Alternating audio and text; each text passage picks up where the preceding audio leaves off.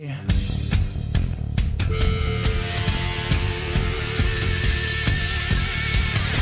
Well, here we are, race number 8 of 8, Tarnation TV, here with you this evening, the 24th of August, 2025. All-Star Racing League, the Superspeedway series that happens every single Sunday. We took a bye last week because we had to broadcast at Michigan for the SMO tribute to Hawk, an annual tribute we do for them in the middle of their season.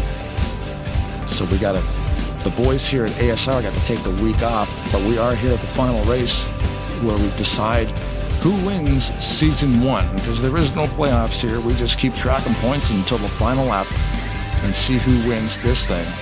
So stay tuned. We're going to find out. My name is Blaine Donlin, joined by Andrew Miller. Good evening, sir. Thanks for joining me. Thank you for having me as always, dude. Man, championship race. Really looking forward to this, and it's, of course, Talladega, so all bets are off as far as who can win this thing and get this championship. It is going to be awesome stuff. I got to, of course, get the stats pulled up here and everything, but I'm looking forward to this. I guess technically, second Sunday in a row that I've been in the booth with you in some capacity. I'm still mad about finishing second last week, but hey, that's fine. Yep. That was a crazy race, though, man. Like, no complaints. It is wild, though, how focused you become, because I think we grabbed you for an interview and you were like, you could tell you're in the zone. So we're like, okay, we're going to just go back to the broadcast here because Andrew's crunching numbers. We could tell. Yeah, sorry about that. It's like when you moved me down, I was on pit road, and at that moment, like, I can't remember, was that the money stop? I think that may have been the second to last stop that I made, but whichever one it was, I knew that the race was trending, that it was going to go green. So I'm just like, don't mess up on pit road. That pit road exit, I remember being so slick. So I did, the last thing I wanted to do was spin out and take out my chances completely. So I apologize for not being very insightful there, but that was a little tricky. Although I'm gonna, just for the sake, I'm gonna hop on track, just run some laps, see what this thing's driving like. Yeah, that race too, was it not? I think it went caution free. It absolutely did. Yeah, that's why we were hesitant to phone anybody on that race, because we've got it set up to talk to people. But when you run green the entire way, and that, I couldn't believe. Oh man, who won it on 2 stops? Dennis Chambers. It was Chambers. Unreal. But this thing, this series, I guess is what we should be talking about, has been unreal also. Rodney Sullins is not here this evening. He's won 3 races out of the first 7, and all 3 of those races were the last 3 weeks. And he can't make it here tonight because we had to bump 1 week because we were running at Michigan for SMO. So Rodney is not in town this week, because of the scheduling conflict. He was making a run for Brian, and I believe he's pretty much the only one that could have caught him. But we're going to talk to Brian Wolf. Do you have access to TeamSpeak? Can you pull Brian Wolf down in here? Yeah, let me just hop off track here. Cool. Yeah, we'll talk to Brian. They do like a 1-point gap per position here, too. The winner, I think, is 5 points. Can't remember exactly. It might be mathematically impossible for anybody to catch him. But we're going to talk to Brian and find out. Get Mr. Wolf down here. Here we go. Mr. Brian Wolf, live on Tarnation TV. How are you doing this evening, sir? I'm doing just great. Hang on. Just give me 1 second, Blaine. No problem. We were just looking at the standings for the season, and Rodney Sullins winning here the last 3 weeks. The only 3 wins he had. Wins the last 3 races, but unfortunately he's not able to make it tonight. He's probably the only one that could give you a run for your money. Yeah, I was just thinking about that because I have the broadcast on to my right here on the television, and I was just looking at those points, and it's a shame that he had to miss coming off 3 in a row. I was very pleased last week when he won, for Dave Cannon hit one of his cars, and that was just a special moment to happen in my series, in my league. Was just it's one of those things I'll never forget, But but it's unfortunate that he's on vacation with family. He's down in the Gulf or something, I believe. And I would have rather had him here to race it out, but coming off 3 in a row, if we get a few more drivers to pile in here, Ken Roberts may have a shot at this. See, so I'm thinking mathematically anyway. Yeah, your points, first place gets, is it 40? Yeah, and it breaks down 39 for second, 38, and so forth, down to 30. Anybody who finishes 30th or lower is 10 points all the way down through the rest of the field. That's why the provisionals are 10 points. Right, so it's a single point gap. So, yeah, it is mathematically possible. I mean, Sullins definitely had a shot. Oh, yeah. Roberts is here. Yes, he is here. So Roberts has got a shot. So there's some people who got some shots here. Although, depending how many people start the race, you could still come out of here with that minimum 30 points. Right. Ken Roberts is 23 behind me. I'm just looking at it now. So we would need 24 drivers in here. Mm-hmm. And he would have to win the race, and I would have to finish last. Okay. So mathematically, if we had enough drivers in here, he would have a shot at it. But I think it's pretty much a lock if we don't get that many. All I got to really do is just turn a lap, and right. It should be good. But we just got a few minutes here. I just wanted to again send our condolences over to RTG for David Cannon, who passed a couple weeks back, and to have Rodney win in one of his cars was really special, and I'm really proud that happened here. And again, our condolences to RTG. Look at this, man. Here we are, Blaine and Andrew. We're through this thing already. They were talking up top about this past 8 weeks just flew by. It did. I mean, here we are. You know what I mean? But the guys with perfect attendance are down there. So they're up there, I should say. Just not the best finishes. I've been consistent all season, and kept my fingers crossed. This will be our championship for Cannon. I used his car, Cannon Hinnant. I used his Batmobile, the very first one that we ever painted for him, and it's gonna be a special night for me, and it's gonna be fun. This should be because they've already told me I have a bounty tonight, so yeah. These guys are not gonna let me go out on top like that. So, but it should be a good race, man. We've got a couple new faces for you tonight, some old but new faces here. So it should be good. We're looking to grow. We're going to start season 2. As you know, we're not taking any time off, man. No rest for the wicked. We're jumping right in next week. We'll be race number 1 of season 2. So we got some graphics and stuff to work on, and some ads to put out, and blah blah blah. And it's been fun, man. I think we're going to grow even bigger. So how many races are we running in season number 2? Because this was an 8-race season. So yeah, it's an 8-race season again. It's going to run into October, and we're going to have Seth Cole pick up the last 3 races in October, the ones you won't be able to make. So we're going to build a relationship with you guys to keep this thing going on Sundays, Super Sundays we're calling it. It's going to be fun, man. It's going to be big. Nice. I want to take this opportunity too. I still have a minute to go to qualifying, so I'll jump out here. I'll have you guys kick me out of here sometime during qualifying, because I'll scratch Q tonight. But I want to take the opportunity to thank, first of all, our operator, number 88, Dave Chin. He gave me the reins for this thing. He said, you can use the server, TeamSpeak, whatever you want to do with it. You take it over.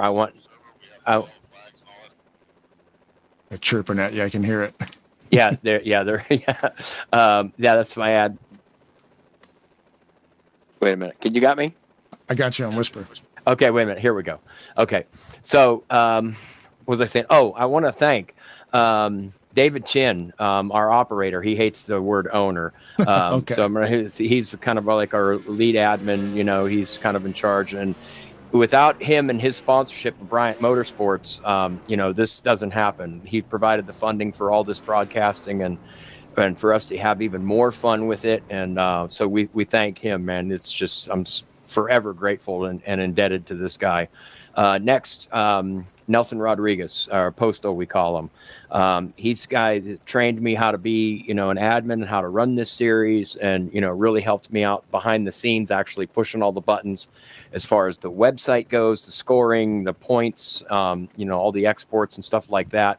He handles all that stuff, and he does it fairly quickly, to be honest with you. I couldn't be more proud of to have these guys on my side and in my corner. Because it's these guys that really make it happen. It's not just me, they just kind of put me in charge of it, and we're running with it, man. It's going to be fun. And I want to thank all these drivers who show up week after week on Sundays. I know it's tough, especially in the summertime with family and traveling and vacations and stuff like that. And we're starting to go into the football season already, the NFL season on Sundays. So that's going to be, a little difficult, but, for these dedicated guys, man, I can't thank them enough, because, they show up every week and they're hungry. They're hungry, man. The racing has been just phenomenal. Well, you've been doing a fantastic job locking down first place all the way to the end, pretty much. Like, consistency, man. It's cool, old school points, and it works. It does. Again, consistency is the key. Wins are nice. I had one win on the season so far. Up against Rodney Sollins with 3, but again, he missed a couple races. I think he had 1 or 2 DNFs in there, and then he had to take a provisional one week, and he just fell short.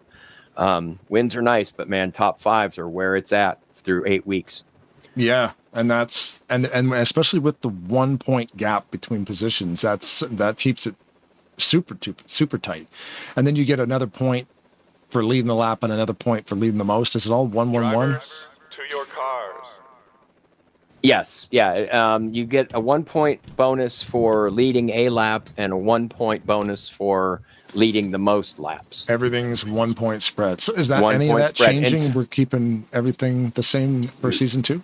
Yep. Keeping it the same mod. Now there might be a track change or a setup change somewhere coming this week, but we'll keep you informed on that. But cool. But yeah, I mean, this relationship, that we share with Tarnation TV and FRN and with ASR and Bryant Motorsports, Fluid Studios, man, I couldn't ask for more. It's, we're right where we need to be and getting even bigger, stronger. It's going to be a blast.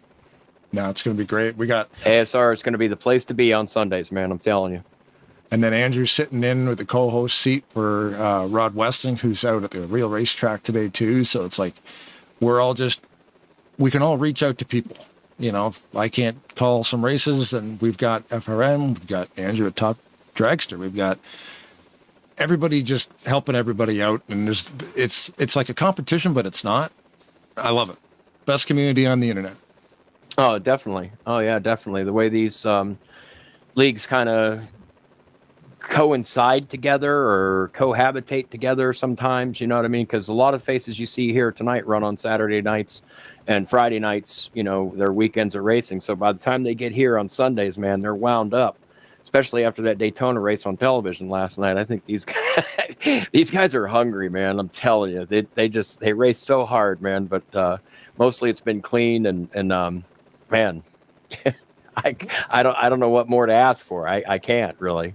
Well, even like we talk about the community also, where like last week should have been race number 8 and the season should have been over, but SMO has us call their Michigan race every August because in honor of Hawk, they usually get a hold of me in like November, like, a full 8, 9, 10 months in advance to book that spot. And you're like, well, okay, we'll just go the week after. So that's awesome that you want us to do it that bad, that you just pushed your whole thing a week to make sure that Tarnation TV had full coverage on season 1. Oh yeah, definitely. And I mean, it's unfortunate we can't have you for October, so we're gonna have Seth Cole and his group come over. and I would call you guys on an even playing field as far as the broadcasts go, man. You guys do just a tremendous job. But the relation, you and I have been friends and kind of Well, you helped me build start ourselves up. Yeah, we built ourselves up over the last, 5-6 years or however long it's been. I know it's been at least 5. We're going on 6 years because we did the first Canon races together. But I got 46 seconds to get to my driver's meeting. So good luck to you guys tonight. Thank you so much for being here and covering us. And we hope, that relationship lasts a long time, man, because this is going to get good. Yeah, and anybody who's listening or watching that doesn't know, Brian Wolf helped me create Tarnation TV all those years ago. And if you want to laugh, go back and watch the first dozen races or so, because it's horrendous to what it is now. Glitches all over the place. I had a notebook full of glitches, but we ironed them all out. Now it seems to be pretty smooth. But yeah, you got a driver's meeting to do, so. Absolutely. I do want to give a shout out to a couple of my pals at work too at Handyman Hardware, Austintown. Devin, if you're watching, I hope you're watching. I hope you enjoy your first sim racing experience. It's going to be fun. Sweet. Thanks, man. We're looking forward to it. All right. Throw me back up there. Blah. Get rid of this guy, Andrew. I've had enough of him. He gone. He gone. That's how quick he left. There's the door. Don't let the door hit you. Yeah, those early Tarnation TV broadcasts were rough. We've come a long way. You gotta start somewhere, Well, yeah. That's the thing. I see people doing it, and I'm like, I could do that, because OBS Studio is free. The software I'm using to make it look the way it looks on screen. You take your game, and then you can use OBS to manipulate stuff. And as you go, you're like, oh man, the mics aren't working. So now I've got to build keybinds to fix mics on the fly, and you have to get all these little fail-safe layers. If this happens, you need to be able to do this, this, and this. So, yeah, slowly but surely we tweaked it and ironed it out, and it's pretty tight now. So, as you can see from the schedule there, on Tuesday, the 26th, in a couple of days at 8:30 p.m. Eastern Standard Time, we return with the Maverick Cup Series of Watkins Glen, and then September 4th, we're at. I still can't believe Rolling Thunder Gaming reached out to Tarnation TV to produce this, but we're going live at season 66 at the Talladega Challenge. Seth Cole and Kyle Matthews from FRN will be doing commentary, and I'll be running the show from behind the scenes. So it's a Tarnation TV production, and a different way of executing it. So it's going to be a lot of fun. And then, of course, season number 2 starts right here next week, Sunday, October 31st, same time. Subscribe to the channel, stay up on all that stuff. And of course, check out Top Dragster with Andrew Miller. What do you got coming up? You got Hobo on Tuesday. Hobo on Tuesday, yep. That's going to be Daytona, so, oh boy. It's going to be pretty wild. We are starting at PRL, Prime Time Racing League. We're going to be kicking off their Superspeedway series on Saturday night. That's cool. I'm going to try to get there for you, man. Yeah, it's a long weekend, but that'll be a hoot to sit in the co-host seat on the Top Dragster side of things. And CCR is going to have a couple of races in October. Fast will be on September 14th. We'll be streaming Portland for that. That'll be something. Portland, yeah, fancy that. What's that? I do believe that is the same road course that IndyCar races on it in real life. So I was going to say, it sounds like a road course. Different. Yep, and that's pretty much like that's like the only race that I can even think of that any national series goes to. That's like up in that area, like the Washington State, Oregon, Idaho area. There's not a lot up there, so Portland, it's cool to see that get some representation. Nice. Man, how many tracks are in this sim? I don't even know. It's got to be thousands. You're probably not even joking on that one. That could very well be up in that number. Because Randall over at Fast, they're pretty quick at getting, well, they're pretty fast. They're pretty fast at getting on different tracks like that. Like when they release something that they built themselves, because they're in cahoots with a lot of amazing track builders over there. I went and raced, it's called the Red Bull Ring. It's an older track, but it's been revamped as the Red Bull Ring. And he invited me over there when they ran that thing a few months ago, kind of in a private race, and it's such a cool track. You know, like here we are, still making tracks. And F1 you know, to this day still goes there. yeah, they had. It was just an awesome job. Whoever put that thing together did a flawless job. It was a great track to run. I think I ended up winning. I didn't win the race, but I got like fourth. And there was like 16 or 17 people who started that. I was surprised I was able to get a fourth place finish in that race. But it was a very cool track. And I don't push too hard on a road course. I do love racing at a road course, but I'm definitely not a ringer. Like I'm not going to come out there and wax the floor like a Ron Fellows. But I love the variety in some of those unique ones, especially running it in practice. You know, you turn the racing line on, you figure out where all the break points are, and then you go for it and just sort of, sometimes you push a little too hard, but I always give myself a little bit of space so I'm not ended up in this sand trap. Thing about Talladega, there's no sand trap out here. Nope. Just just do your best and hope that hope you don't get caught up in any messes. That's just the nature of pretty much any Daytona or Talladega race, or any of the fictional super speedways that are out there, which some of them are also sick in their own right. Yeah, I was kind of hoping when, you know, because it's the ASR Super Speedway series. It's not the ASR Talladega series, because I was kind of wondering, like, maybe Brian will just switch to Army Digital Super Speedway or something. But Talladega is a classic, and I love the mod. I love that they're staying with the Aero 88 mod. Such a cool mod. Drivers, And it works great for drafting. I know that's why the RTG guys went to this mod for a long time with their Tally Challenge. I don't know if that's still what they're using or not. I think they may have gone to. I think they're using one of the NXS 20. mods. Yeah, and they're using NSX 20. Yeah. I might have to get into the action on Thursday. So who's in first? It looks like Mangialardi. We are gridding up right now. And I guess we can show everybody this. Get that out of the way.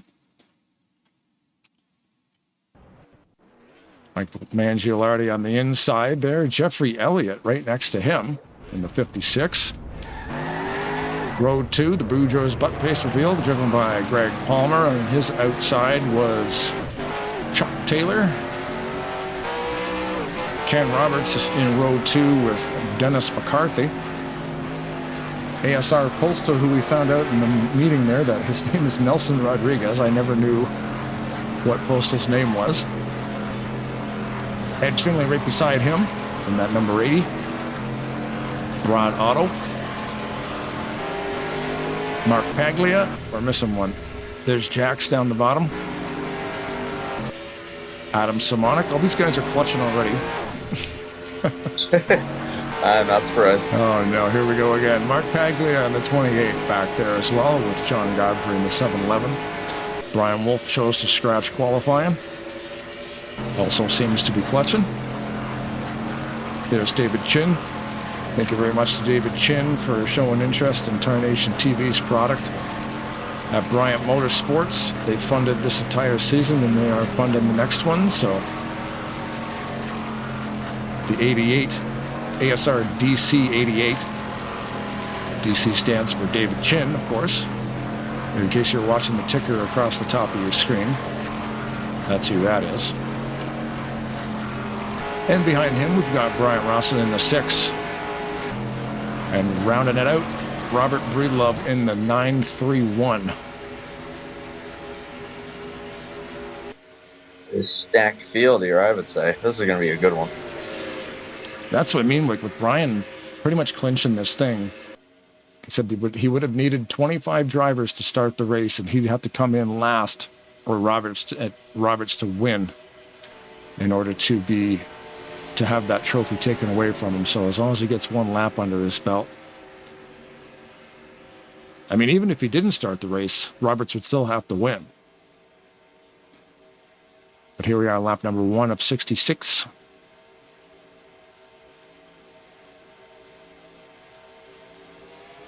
And Jeffrey Elliott popping in here. He might actually get credit for that, that first position. I think he did, but in the words of my man Caleb Rose, boogity boogity. Yeah, yeah. Shout out Caleb. Now, here's something that we actually didn't note, because obviously we were talking about Ken Roberts being the closest competitor to Brian. Mike Mangialardi's actually tied for that position. So, in theory, if we did get enough drivers, it could have been either Roberts or Mangialardi. Oh, was it a tie? They are tied for third. Oh, they are tied for third. 23 points apiece. 23 points behind, 205 each. Wow. Yeah, Mangialardi's been doing the same thing. He's been qualifying good, obviously. He's got the pole position today. But he's been finishing consistently, and he's been here every week. So now he's about to get split 3 wide. Oh, yeah. This is not a good spot for the 029 of Mangialardi. Whoa. He's caught in a vacuum right now unless somebody tucks him behind him. Looks like Roberts is going to bail on that high line. Oh, yeah, this is a lot of movement. Just kind of seeing some guys trying to, pick the line that they want to stick with. I trust every single one of these guys, though. Oh, I would too. Yeah. But with just the grip differences in the lanes, it gets so sketchy so quickly. I mean, sure, this is a 17-car pack, which is definitely nothing to gawk at all. Oh, goodness, that 024 is moving around a good bit. Yeah. See, that's the thing. This is Talladega TR, so it's not really a 3-lane track. I think that's why everybody... Oh, like that! Around goes. Oh, that's Elliott. That was Elliott, yeah. There was thumbtacks laid down in that corner there. And he drove right over all 6 of them. Jen is also spun around. I think I saw Brad Otto also facing the wrong direction there briefly. Yeah, we're going to roll this back here. The wife brought me a glass of whiskey. Thank you, Shelley. Don't get drunk on the stream now. Spice, but I don't drink whiskey like that. I don't put a straw in the bottle. I'll have a shot and it'll last me for 3 hours. It's good tasted stuff. It's Halloween, so Spice Box has their pumpkin flavored. Everything's pumpkin flavored now. I still don't want to believe that we're that close to Halloween. I do. I love it. I mean, I don't mind it. I just love summer. I don't want it to end. Yeah, that's the thing. Seasons are nice. I like seasons. Living up here in Ontario, winter is a very long season, but sometimes it's not so bad. A friend of mine at work found a position in Charlottetown on the East Coast. Happy trails, Justin. On his way to Charlottetown, which is out on the East Coast of Canada. And that, trying to find the 56 here. And like he said, they've got seasons. They've gotten a bad bump, it looks like. Yeah, I got to get a helicopter view from that one. We got that wall cam. That's not going to cut it. So, yeah, it looks like Chuck Taylor. See, that's weird, though, because we race with Jeffrey Elliott. He's got that steering assistance cranked up on that thing. He can take a bump in the corners. I would do that to Jeff. So I think that might have been just a last-second internet thing. With the way that it pinged, it looked like, it may have been like a combination of the two. Yeah, just a little bit of a warp on one end or the other, and it just sort of got inside of each other maybe and just kind of spun them around. It's one of those things Don't take much. Where, because I know Jeffrey can take a bump in the corners. Like, I've latched onto him in the turns, and he's like, do it. Like, he'll tell you. Don't be afraid. Hit it like you mean it type of thing, because even in the turn, he can take a hit. He's got his steering assist up to, like, some obnoxious number, like 75%. I run like a 17 or an 18%. He's like 60, 70% steering assist, which means you can take a smash in the corner and it won't spin you around. And that's, talk to Jeff about his steering assist. Well, we could grab him if you want. you want to Hey, bring him want me down to? here, yeah, if you want to bring him down here, we can talk to him about his steering assistance. We got a couple more laps here. All right, let me grab him here. Jeffrey Elliott, live on Tarnation TV. You got me, buddy? Guess that's a no. Uh-oh. Jeff, turn your mic on. I'm here. Hey, there he is. Hey, Brian, how you guys doing up there? Oh, not too bad. Blaine and Andrew in the booth tonight, man. We were just watching. So, like, we were just talking about how high you run your steering assistance here, and you can take a hit in the corner, but that must have been a little bit of an internet hop, maybe, because it didn't look like anything malicious. No, it definitely was an internet glitch. The car behind me and myself, we just kind of glitched into the next lane. That's all I really saw. And I hate to see that because it's getting fun up there, but definitely wasn't on Chuck. I believe it was all 100%. Yeah, because we were kind of saying that. I'm like, I've been behind Jeff, and he'll tell you to hit him in the corner. So it's like, push me through the corner, Chuck. And then Chuck goes to push you through the corner, and you kind of blipped and spun around. Yeah, I'm like super good. I'm running about, actually about 40% steering assistant. So I can take a good hit. How high is it? 40. Oh, 40. I said it was like 60 or 70, but Oh. 40 is still twice as much as I run it. Well, you know, a young lady named Peaches back in the day. Some of you guys still might know Peaches from Afterburner. And she ran 50. And she was one of the best out here. So I stuck with 40. Nice. Well, thanks for chatting with us, man. It's good to see that car back on the track. Yes, sir. It's Rodney Shalling's paint job. So, yeah, we'll see what this baby's got after that wreck. So, thanks, guys, for having me. Awesome. Good luck the rest of the way, bud. Thank you. Get that guy out of here. Every time. All right, great talking to you. Get out. Get out of here. Yeah, so 40%. That's still pretty high, though. Like, I think mine's, well, you know what? Let's check. I'm insane. I only run 10. I can show the people this. I don't need to cover that up. Go to advanced options. Steering assistance is 20. Linearity at 100 because I use a wheel. But he's running a 40 in that menu. So that's twice as much as I run it. But yeah, the 40 does allow you to take more bumps in the corners. You know, it's pretty awesome. Fantastic simulator. There are things, even though we run a fixed setup here every day or every week on Sundays, there's things you can change. Steering assist, all those behind the scenes options. And then there's the ratio. Some guys run different ratios in qualifying than they do in the actual race. So even though they're all technically running the same car, damage, of course, affects that, and then controller setup as well. And then you've also got your controller settings behind the game. So like you could have your controller software set a specific way to react with the game, that's set a specific way. It's literally endless. Oh, yeah.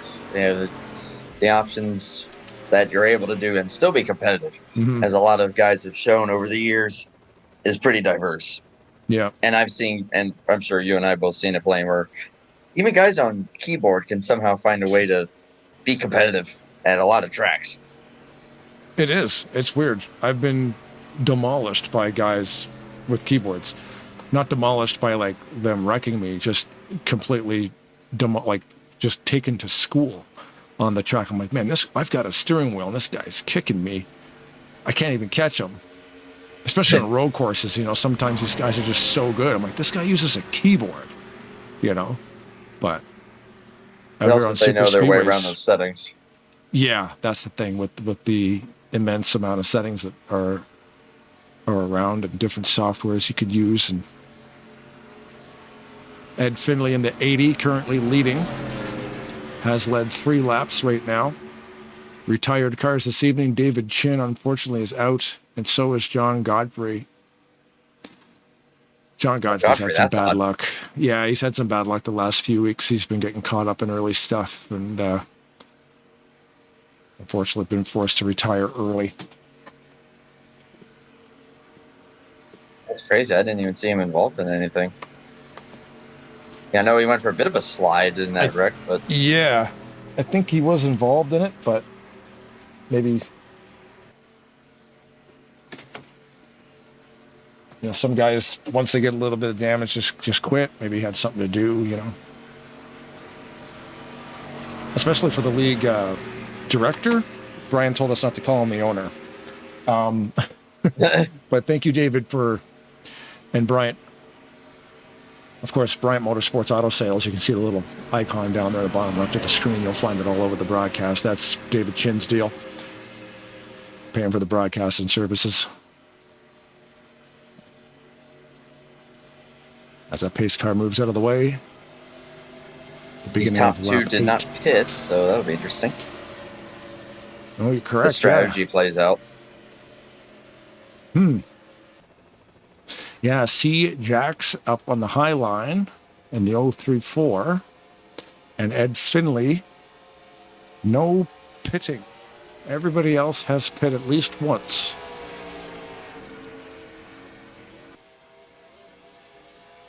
Green flag in the air. Lap 8 has begun. Good start by Finley and Palmer. Big gap on that low line back to the 55, but they'll, once they get tightened up, we'll be rolling again. I love this spectator cam down the back straightaway. And our clips, the camera configuration, the stock camera configuration for Talladega is okay. But if NR Clips did it, I'd download it. Even last week at Michigan, we had like the worst camera pack ever. Like every camera looked like this. You literally can't see anything. Look, I need to see a big picture, So it was like, what's going on? Every time it changed, it would go into a turn and it would change to just a close-up, and it would change to a close-up. It would never 3 wide. So guess what? I went on Reddit, looked up NR Clips, and he had a Michigan camera pack, and it worked great. And we used it twice last week, SMO and Maverick. Look at that top line moving. That yellow 22 right to the front almost. Finley gave him a little bit of a side draft there. That is a dangerous duo up there on the top there. Palmer and Mangialardi.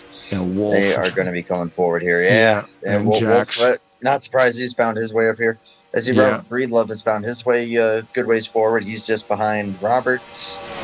Them guys pushing Finley. So, yeah, kind of the heavy hitters that you would usually expect to see on a super speedway. I am not surprised to see them up here. I love the retro designs on some of those things, like Roberts. Oh, tagged them. Whoa, they flared out and actually somehow figured it out. McCarthy backing way off. That's the tight inside lane. That has bit me and many other drivers so many times, especially turn 2. Turn 2 is the worst place where that push is going to happen.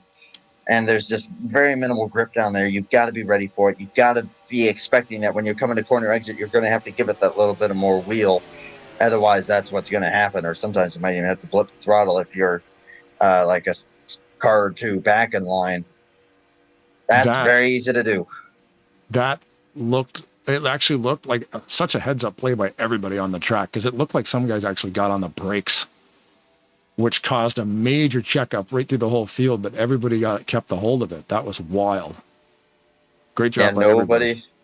Nobody lost the draft. Nobody hit anybody, at least from what I could tell. Ooh, the move there out of Wolf.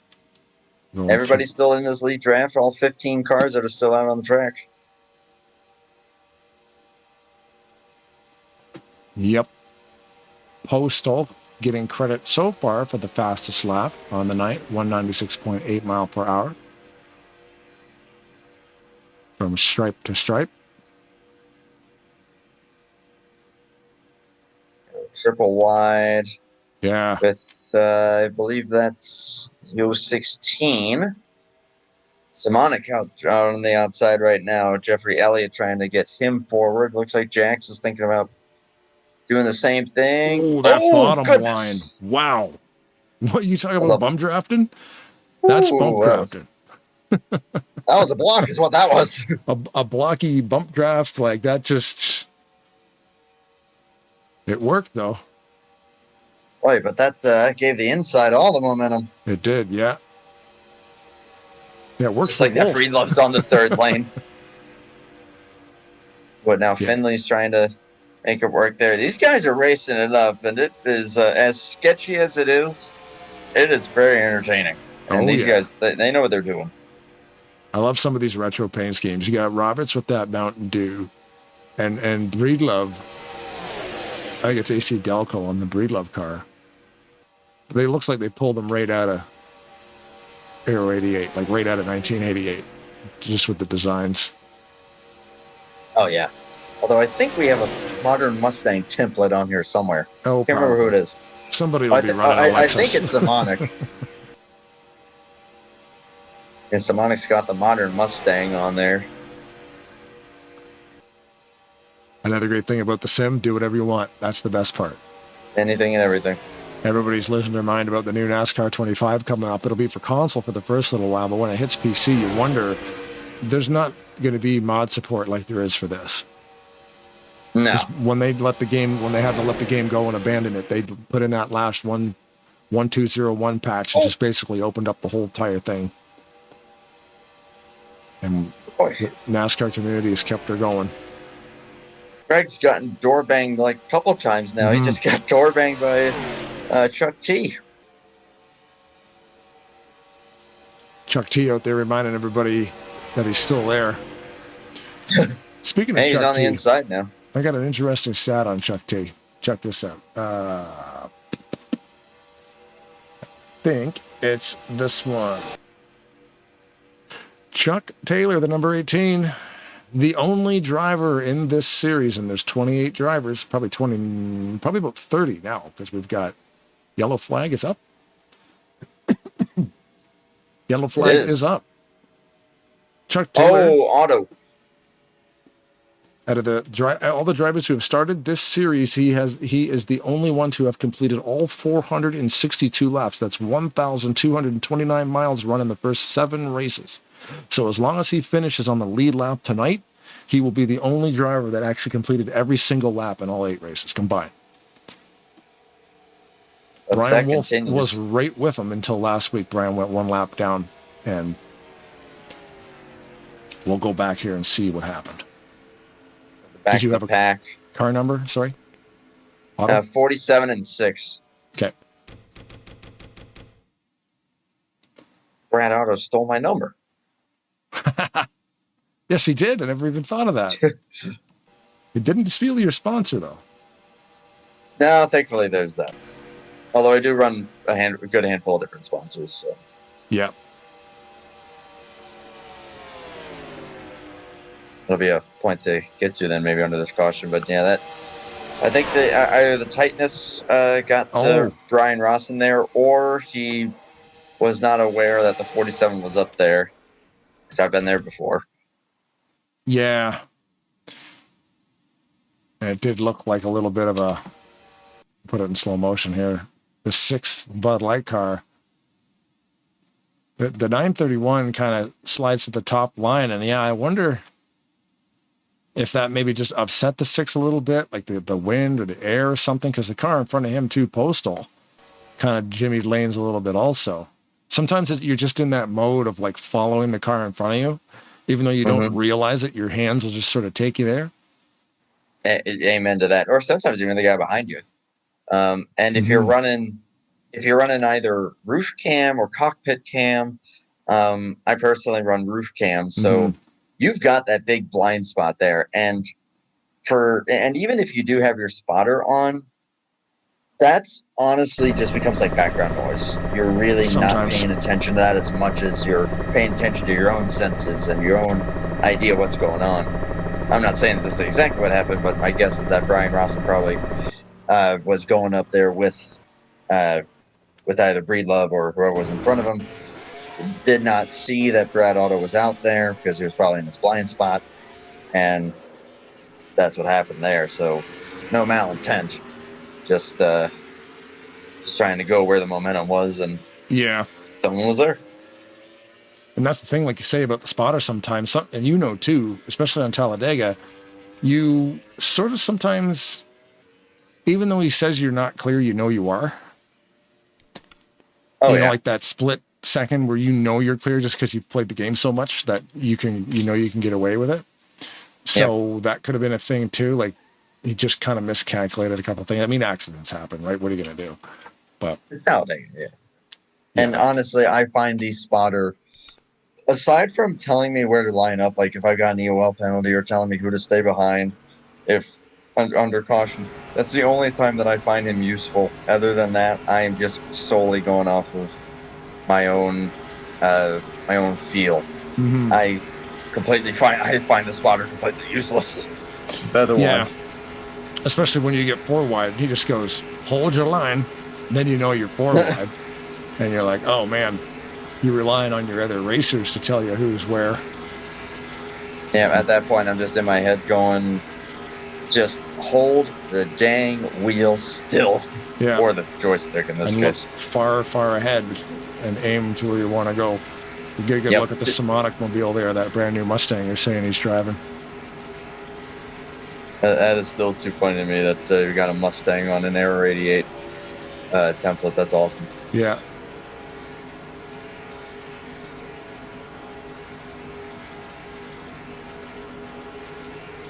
Looks like a few guys are going down there. You got me thinking about like sponsors and everything now. Oh yeah. Because obviously, even though like none of us are actually sponsored by any of these companies. No. But you could. I feel like reach out to local business, maybe. Yeah, I'm sure you could find something like that. But it's almost like even if you don't actually have sponsorship from that brand, a lot of drivers I do feel like tend to run sponsors that they are familiar with, and then they become synonymous with it. And I think that adds a lot of character. I try to stick to a lot of similar or same sponsors that have some sort of meaning or significance to me in some way, shape, or form. So, I always liked fake stuff. Like I always, when I'm like, I have the Great White Bites car, which is a cereal box in Planet Terror. So I'm watching Planet Terror and I'm like, Josh Brolin's got this cereal box on the table. It's literally in the movie for 2 seconds. I'm like, what did that say? Rewind, pause, take a picture, write it down, make a car. You know, and then in Planet Terror, there's like Little Ray's towing and haulage or something. Like the tow truck has a logo on the side of the tow truck. So it's and then like Red Apple cigarettes. It's a cigarette brand Quentin Tarantino will use in like all his movies. Anytime somebody's smoking, it's a Red Apple. So I have a CTS. I think it's a Craftsman truck. Probably the Camping World Series 2015 mod. I have a Red Apple pickup truck. You know, so it's all my sponsors were just like in movies, like Big Kahuna Burger, you know, stuff like that. Or at this point, you can sponsor yourself. I do. See, now I've actually changed it. I've got the Tarnation TV design is in a couple different mods. I think Aero 88, I have it. Brad Otto there led some laps. He's coming down to the pits right now. But then I've made the template in a way where I can just modify it and put it on any mod I want. There's a basic base template where it's got kind of like a black and blue and a red look, and then the back of the car is kind of hatched with this crisscross pattern, and it applies. I can apply it to anything, and they'll all look the same. So it's kind of neat to like mess with designs and, like you said, try to get that unique signature thing. Like I always had a pinstripe across my spoiler. Oh, okay. You know, like nobody probably noticed it, but I used to do that. Sometimes it doesn't make it on there, but it's like I think of like you running like when you would run the Tarnation car. I think of Greg Palmer running stuff like Hooters or Magnum, Magnum and Trojan. He's got the butt case car this time, but Mike Mangialardi, I instantly can think of him driving that Napa car. Randall Coleman over at Fast will run Napa an awful lot. I my main one, my mainstay tends to be Powerade, and not that anybody asked, but the backstory behind that is Powerade used to be the sponsor of the NHRA and the top division of that. That used to be the Powerade Drag Racing Series, where Top Fuel and Funny Car race. And what was the very first motorsport that I really got into, thanks to my dad, was drag racing. So that the Powerade sponsorship is a little bit of a callback to like my dad getting me into motorsport. Oh, cool. Like as a whole. Yeah. That's a cool one. Yeah, So, that's cool. Anything that I run in the modern day has some meaning to me. Loctite was a sponsorship that I love to run in Gran Turismo.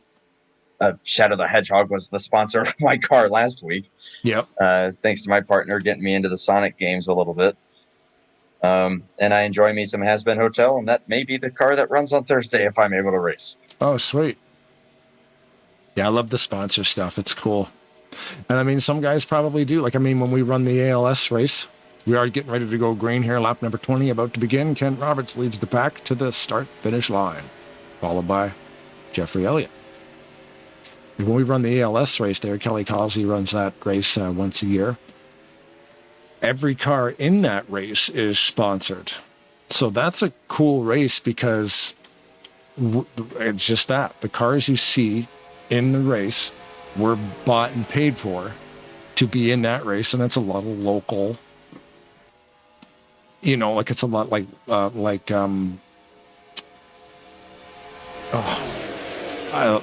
what's the name of the bar? Tailgaters. You know, Jeremy Jeffries drives the Tailgaters car because Tailgaters, they put the race on the TV because it's for their buddy Elmo, you know, so it's all that kind of stuff. And like, that's a real bar, and that bar bought that car, and Sullins painted a wicked paint job, and that car goes out on the track, you know, so it's super cool to see that race come together the way it does, where everything's sponsored. And big move there to the outside. These guys trying to get this third line working. Yeah, and honestly, that's the line to make up ground. The bottom at this version just gets too tight. You can't make a lot of forward progress. You can certainly hold your own if you're side by side, or if you go three wide, it's actually not a bad place to be. Yeah. But yeah, it's the top side. The highest lane possible is what's going to make up the most ground. However, if you get into a single file situation like what the top 5, 6 have found themselves in now, this is the best place to be, where Ken Roberts has these guys running. That's where the most grip is, but it's also the shortest way around where the most grip is, so it's that good in between. See, and we've found over the weeks that this middle line is obviously the best one. The low line, like you said, is tight, and that top line works, but you need a lot of cars up there. It doesn't really go anywhere either. The middle of the track seems to be just, you know, one lane up, like right where Roberts and Palmer and Mangialardi, these guys are running right now, right down the middle of that track. It just seems to be the most consistent way around. That top side kind of stalls out too. Unless you can they're trying. Yeah, unless you can get right on the car in front of you. It's not going to work. Yeah. The sounds of Andrew Miller. I just saw the 80 and the 18 get very close together there. Oh yeah, you know stuff is going down when you hear the. When it goes down, you got to be ready. I mean, heck, you're probably going to hear a lot of that at Daytona on Tuesday night. Yeah. Oh, is Hobo going to Daytona? Oh yeah, that's gonna be a real deal. Whoa, we're borderline 4 wide there. Oh boy. Yeah. And they go open, right? Open set. They are open set. That's pretty awesome. Daytona Superspeedway. Cup physics, realistic damage. A Hobo, I feel like, is probably one of the most hardcore leagues in that regard out there at this point. Yep, realistic damage. Wow. So they went realistic with open set. That's as real as you can get right there. And a lot of like older / game tracks. Mm-hmm. So the handling is even harder. Wow. And it's cup physics, which is universally, I would say, considered to be the hardest physics to narrow down.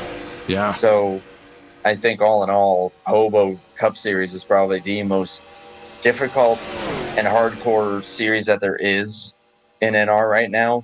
at least that I know of. That Just for all sounds- those combined reasons. Yeah.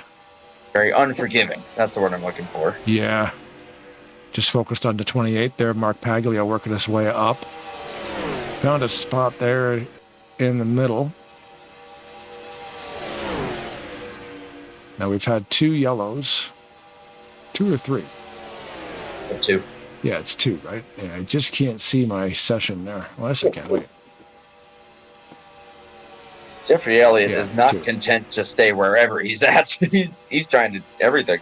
Yeah, he's trying to find a line that works outside that middle. The problem with this Talladega TR track, the middle is the most consistent. There's not nearly enough cars down there to make up any ground. No, and even it's- if you do get enough cars down there, it's like I said, the best you can do is typically just maintain. But you never know.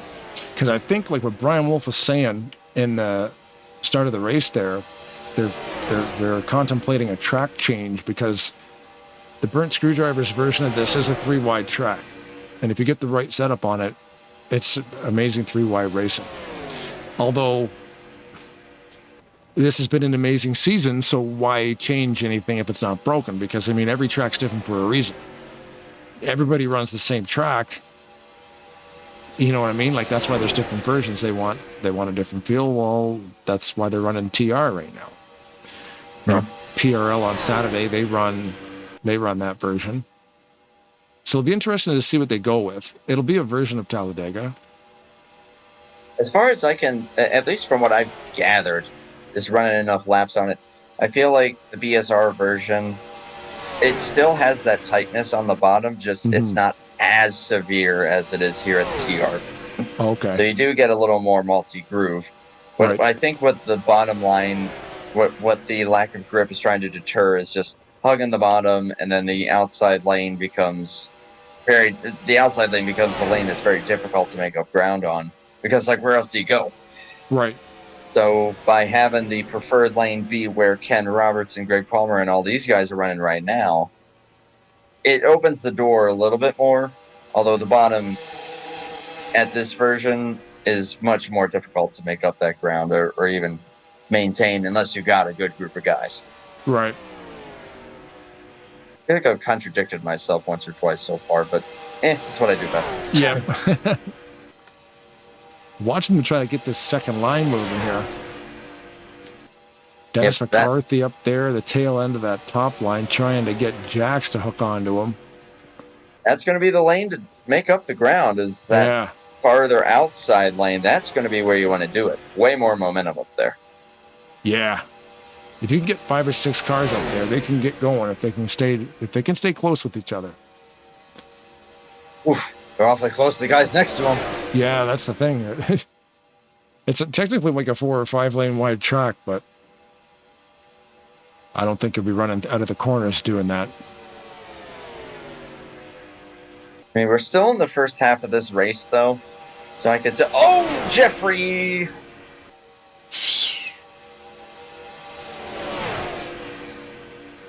I don't know how he held on to that. Holy cow. Yeah. And I could tell that scared Brian Wolf a little bit. He got down, so... And just like that, these guys are going to start to file it out here. But Yeah. hey, above all, then the most important thing, everybody kept it straight and nobody got into any significant trouble. Well, just as I say that, there goes Breedlove trying it again. Yep. Simonic thinking about it there too. This is honestly where I wouldn't mind being in a position like where I think that's Jax. Yeah, as long as I'm able to hold on to the draft, which don't know if you will, but as long as I'm able to hold on to the draft, that's honestly not a bad place to be. Jax 034. He's last car in the draft Yeah. here. He's a few car lengths behind. I'm hoping that he's able to hold on to the draft here. Yeah, he's borderline. He's still in the draft right now. He's doing about 200, but 199 right there. And as long as he can stay with Chuck there, I think he'll be okay. We did have one that lost the draft, and that's Otto. Yeah. Actually, he's they're got going to be rear- catching him fairly soon. Yeah, he's got rear end damage too, so he got tied up with some of that stuff early and unfortunately took some damage. David Chin actually confirmed in the YouTube chat, said plan right now is to stick to the same track and just go to a different setup. Oh, cool. Okay. Thank you, David. Appreciate you, man. Sorry about your luck tonight. Yeah, that's a shame. He's out early. Yeah, that's the thing. It's hard to change tracks because it's been such a good season. You're thinking, well, it's tight. Like you look at the points, and you know, Brian's up there and he's clinched it. But you know, it's been great racing. And a setup change can really change. You know, yeah, okay, let's use the same track. Well, what's the setup going to do? Well, man, you could go 2 clicks down on a spring and add a couple pounds of pressure in the right rear, and the whole thing will, the whole car will change. The racing will be completely different. Yeah. Maybe loosen it up or something to try to get that inside lane to work a little bit better. But then that could cause other issues. It's a balancing act. So that's why anybody that, oh goodness gracious, let's run that breed love Scott. Mm-hmm. But that's why I do not envy anybody that has to make or try to come up with a setup for a league. Because everybody's going to have different opinions on it. Oh yeah. And what you're trying to do is you're trying to make it as competitive as possible. And I am not the kind of guy that's going to really know what to do in that regard. No, and then some guys who do know what they're doing are like, why would you do this? Well, then another guy would say, well, why did you do that? And then you'd switch it back, and then, well, why didn't you do this? You know, because everybody has a different driving style. That's the issue. You got to make everybody happy. And it also needs to be an even ground of everybody being comfortable, but also having some really competitive racing. They put Brad Auto a lap down. We're closing in on halfway here. I think. Kind of based. I think they pitted around lap. What was it, 17 probably, ish. So pit stops. I don't think it'll be too far away. We'll be able to tell within 3 laps when that main line moves down. Roberts. Oh, when he goes down to protect that yellow line, you know that they're geared up for about 2 or 3 laps. They're going to be coming down pits. The Firebird has moved to the bottom there. That thing looks sick. Yeah. Very minimal design, but super cool. It's like, oh! Wow, he got... Don't hit Dennis. He got that push coming out of there. And an arrow push, I guess what they could call that one. Look like that thing just skated. Floating. Okay, interesting there from David. So he said that this current setup that these guys are running right now is actually the setup that is designed for the BSR version. Interesting. So, Simonic. That's a big crash. Oh my goodness gracious me. What happened? Did he get... We're gonna find I didn't see anybody. Well, okay, yeah. Let me look at this before I say anything. Yeah, that was strange. I just saw Simonic going around. I don't even know what happened. That was really weird looking. I think he just barely got grazed by Jeffrey Elliott. It's like Elliott kind of bumped him, but then opted to go to the bottom. And I think there was just enough of a hit there that really it sent Simonic around. That's my guess, at least. Oh my goodness! And, look at him get pinged off of whoever that was. Yeah, we can investigate this. Oh boy! Yeah, that is an iffy internet crash right there if I've ever seen it. Yeah, I mean it's weird because it doesn't look like he hit him because Simonic's car didn't react until like a second later. Yeah. And then it goes around. That's really strange. Postal was in that. Chuck was in it. Finley was... Oh, Finley. Finley got a wallop, man. His engine is toast. Cooked, yeah. Is the engine out of it? It was smoking pretty bad. Oh, man, yeah, he was right in there. He was upside down into the wall. Oh man, very lucky escape there for Robert Breedlove. It's right on Wow, board the yeah, 80. guys just pinging all over the place, left and right.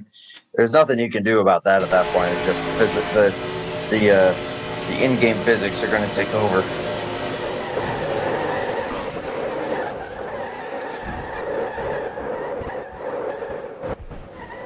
It's actually saved.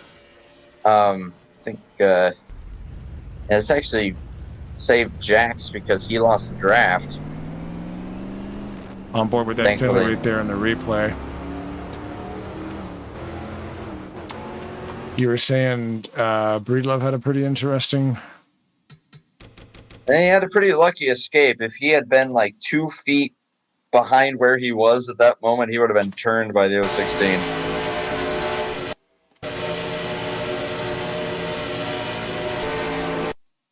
Let's get down here on the car.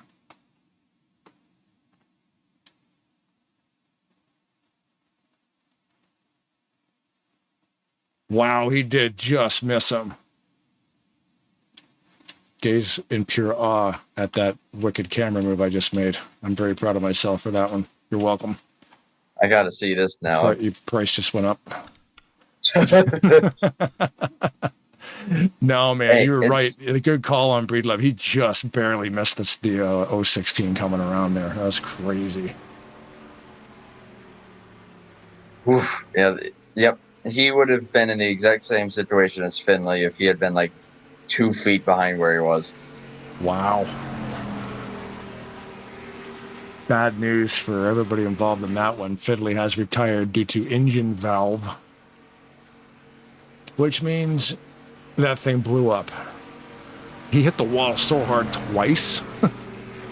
I was gonna say, I don't think it, but I think the valve got ripped out by the catch fence is what happened. Yeah. Oh, brother.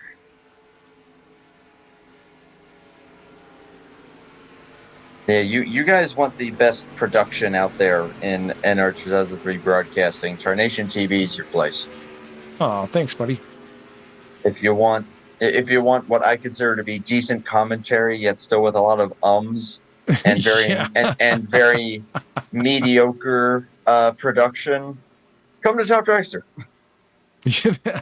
You put on a good show, man. You definitely got you definitely got the swagger. Hey, I just try to have fun with it, but at the same time, hey, I got a job to do. I got commentary to do. I try to take it seriously. Although I am pretty proud of a lot of the calls that I made during the Hobo, California finish. Except for the one time that I think I got so excited that it sounded like I put my hand over my mouth. Yeah, that's when he was like, "Oh, white flag!" Yeah, wait, what did he say? The broadcaster just jumped out of his chair and left the microphone behind.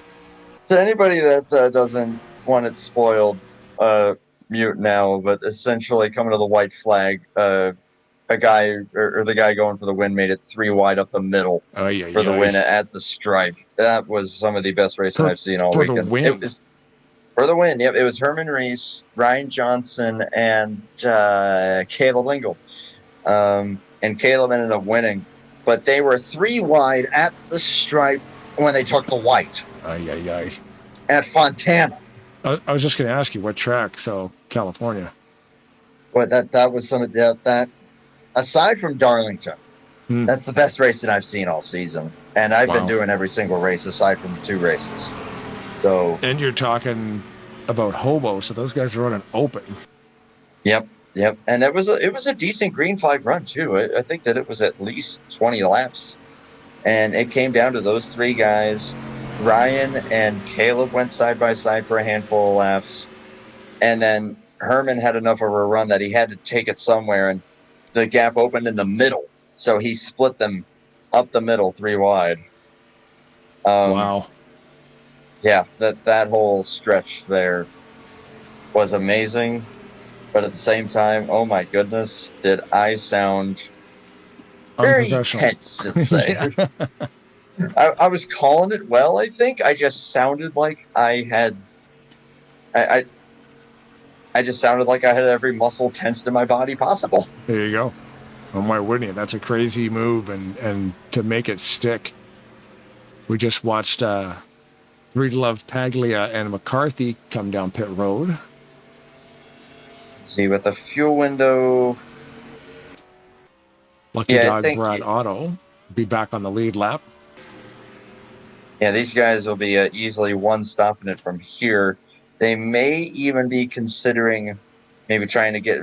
A lot of times it happens at these super speedways. A lot of times they'll try to get it down to half a can or just one can. Try to get as little fuel as possible. Try to save yourself as much time, Right. so that you spend as little time on pit road as humanly possible. That's the thing I forget about is like, yeah, some guys are running a different fuel strategy on like, hey, maybe we only, if you go in too early, they're going to need to pull out that second can. And even if it's only half the second can, you're still wasting seconds on pit road, especially under green. That's a big deal, you know? So you can kind of do that last minute, especially at the back of the pack. Like those guys they don't need to come down. But you know what? Let's stuff as much gas in this thing as we can. Because if it does come down to that, and somebody needs 2 full cans, but you only need a can and a half, that could be a pit road track position under green flag, even under yellow. Yeah. If you're going down that's under true. yellow and you're taking half a can less than another guy, then yeah, you might be coming out in front of a couple different people and Save yourself a second in your stall, and next thing you know, you've gained 4 positions. yeah. As Otto got his lap back, so we got everybody back on the lead lap again. That's still running, as you said. Postal and Finley are out of it. Man, that sucks for Finley. Yeah.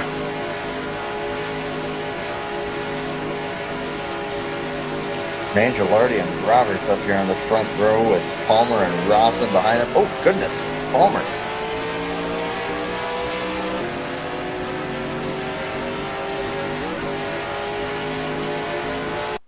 This is going to be awfully splintered here. Oh, my goodness gracious. Jeffrey, where are you going, buddy?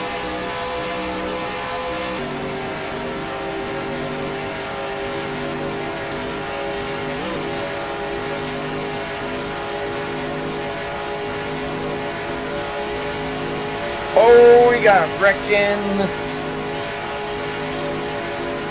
Simonic up into the outside. Yellow flag on the course.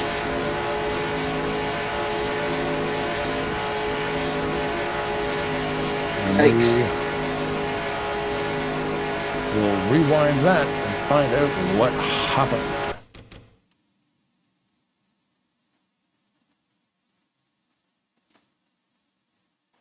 Oh, bumper grab. Mark Packett. Oh, my it goodness. was. Yeah, crazy. Well, we can actually watch He's it. bicycling that thing.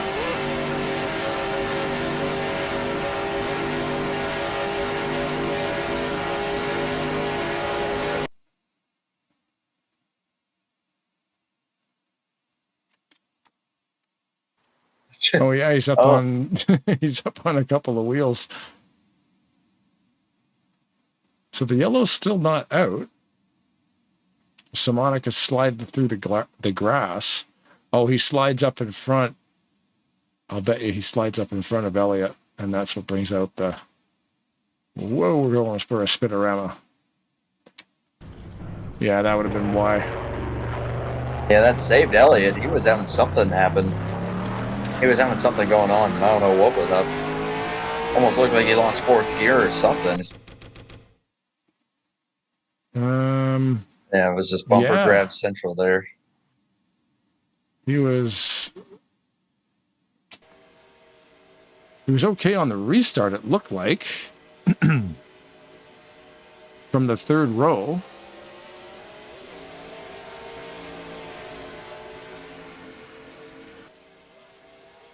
Just replaying the start here. Elliott, was way back there. I thought he was actually involved in the accident, but he wasn't. He just pulled out to the side and went to the back.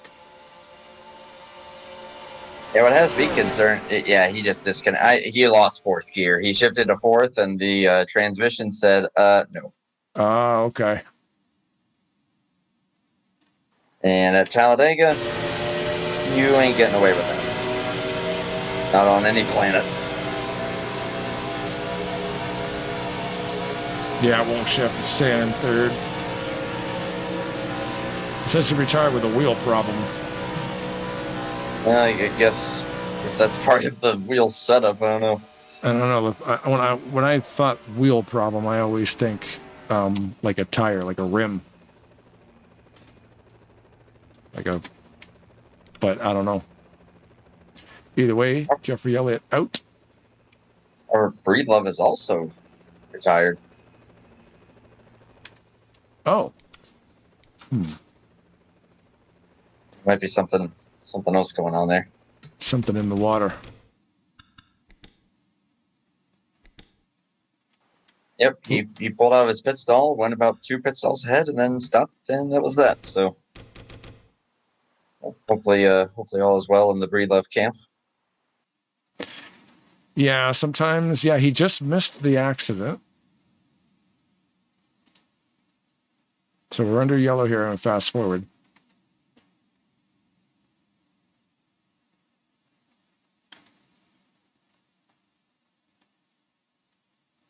And he hits, like you said, he hits the pit stop, takes the service, pulls out, stops again, and retires. Weird. Okay.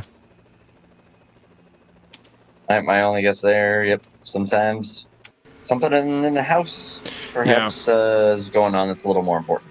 Yep. I've been there once or twice. Yeah. You just gotta step away. Okay, so Mangialardi. Interesting, because they can't make it from here, but neither can the guys pitting. So not a huge loss for Wolf and Mangialardi to stay out there. Track position is key. Any yellow flags that collect any of these cars during a wreck. Yeah, that was pretty much an instant yellow, so their fuel is not going to be too far off. So what this might do is spread out like when these guys pit. If we go green from here. 1 or 2 laps, right? I mean, if they're fueling up now and under yellow, you're getting a couple laps. But yeah, it'll spread out the necessity. I mean, they could all still pit at the same time. But the guys coming out we're down to I think 11 guys. Yeah. Yeah, it looks like Chuck, Dennis, Brian, Adam, Mark went down for a quick top up. CCR Jax has the fastest lap tonight, 200.3 miles per hour with a 47.756.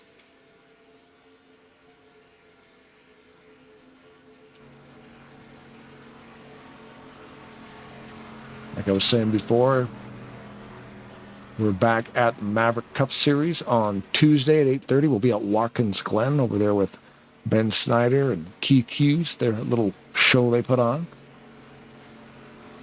September 4th. We start up with... It's in the wrong order. I just noticed that. My schedule screen, I'm like, why is the September race before the August race? So join us on August 26th, September 4th, and August 31st. Ah, well. I'll be perfect tomorrow. At least the dates are right. We're in the wrong order, but the dates are right. Anyway, upcoming races. Join us on Tuesday. Yeah, join us on Tuesday at Watkins Glen.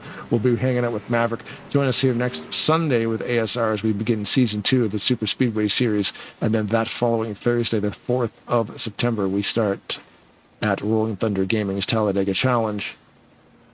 Honored to be on board with Rolling Thunder Gaming, a juggernaut in the sim league, the sim racing league, especially in NASCAR 2003 season. That's the epitome, pretty much, of one of the longest running leagues around. I never thought they would come to me and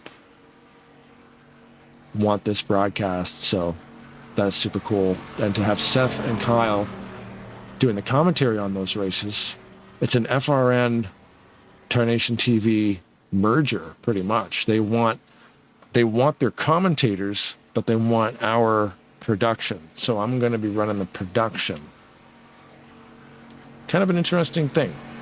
I'll still be talking, but I won't need to. So I have been rebuilding the broadcast the way it looks. Like, what I mean by that is, like, right now the ticker is scrolling across the top of the screen with the laps in the middle there with the flags and stuff.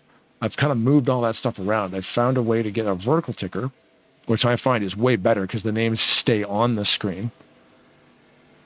And I've fixed the top 10 so they will never leave the screen. And it's just a way cleaner look. And I'm trying some different things. Being in charge of the production and not needing to do commentary. I'm thinking, you know what, I can try some stuff now because I don't need to take notes on when guys are pitting and, you know, stuff like that. I just have to listen to what the commentators are saying and kind of make it happen on the screen. So slowly picking away at that the last couple of weeks.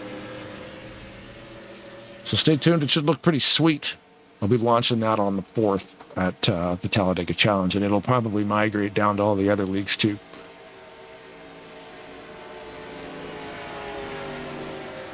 So ASR in Season 2, their first race will probably be this broadcast, and then their second race will probably migrate to the one I'm going to launch on the 4th, but we'll see what happens. Hopefully all the bugs, there's no bugs. There will be. Lap 44 coming right up. Mangialardi leading everybody back to the green flag. Holy shoving. Mm-hmm. Brian Wolf to the high side already. Notice a smashed in bumper, rear bumper on the 18 of Taylor. Yeah, I think he was involved. Oh goodness, can't remember which wreck it was. I think that he was involved in either the first or the second one. But, now that you're down to 11 cars, that may actually influence kind of how these guys are going to be drafting and running. Mm-hmm. Because when the pack gets smaller, that opens the door a lot more for just kind of cycling around, and one guy will end up at the front and then cycle back and then find his way back to the front again. In a bigger pack, like once you start getting close to like what we started with 17 or even 20 or more, that cycle doesn't really play out as much. So with the smaller pack now, we'll see how that may influence kind of how they're going to be running and how they're going to be drafted. Right, and some of these guys might have lost partners out there with David Chin, John Godfrey, Postal, Finley, Jeffrey Elliott, and Robert Breedlove retired from this race. It could change some strategies if you've lost your buddy in that pack of cars. Oh, Greg Palmer in the 22 leading the race. Ken Roberts says, nah. You know what? They switched. Oh, Paglia got turned. Wolf. whoa! Look out! Yikes. Good avoidance there by Samonic.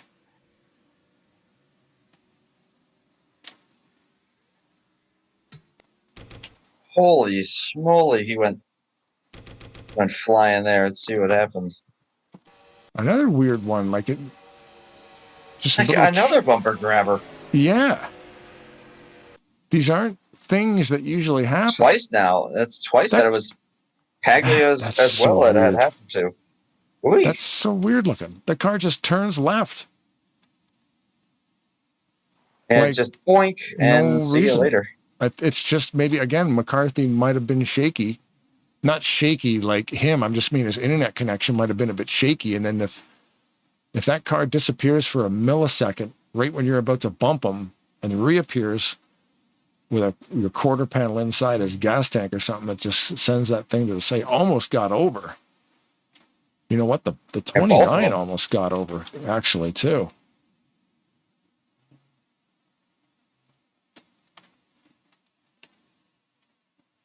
Tell you what, that shot looking back from the 28, you can see them both pretty well. Yeah, I'm almost inclined to agree with what Jeffrey just said in chat there, which also, hey Jeffrey. But knowing the core that these guys run, I actually bet that could be playing a factor in this. It may be the older core. It's never been an issue until today. Yeah, maybe not as much. I mean, I don't know. I don't know that stuff quite as well, but Yeah, we've run the same it core all wouldn't season, and it's been surprise fine. me. Mm-hmm. Just because I know that with a lot of the newer, like Core I&Is that are out there, Yeah. that tend to support the online side of things a little bit better. Again, that's just, yeah, I'm with Jeffrey. That's just a hunch, but I could be playing into it. But honestly, those last two with Paglia, those look like just plain old bumper grab, just rearing its ugly head. Yeah.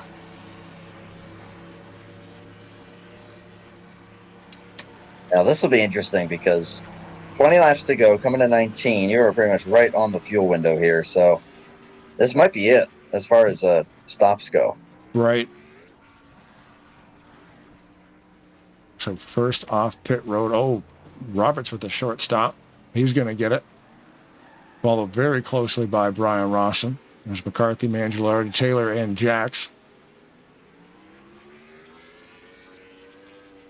And there's Wolf, probably having to repair some damage.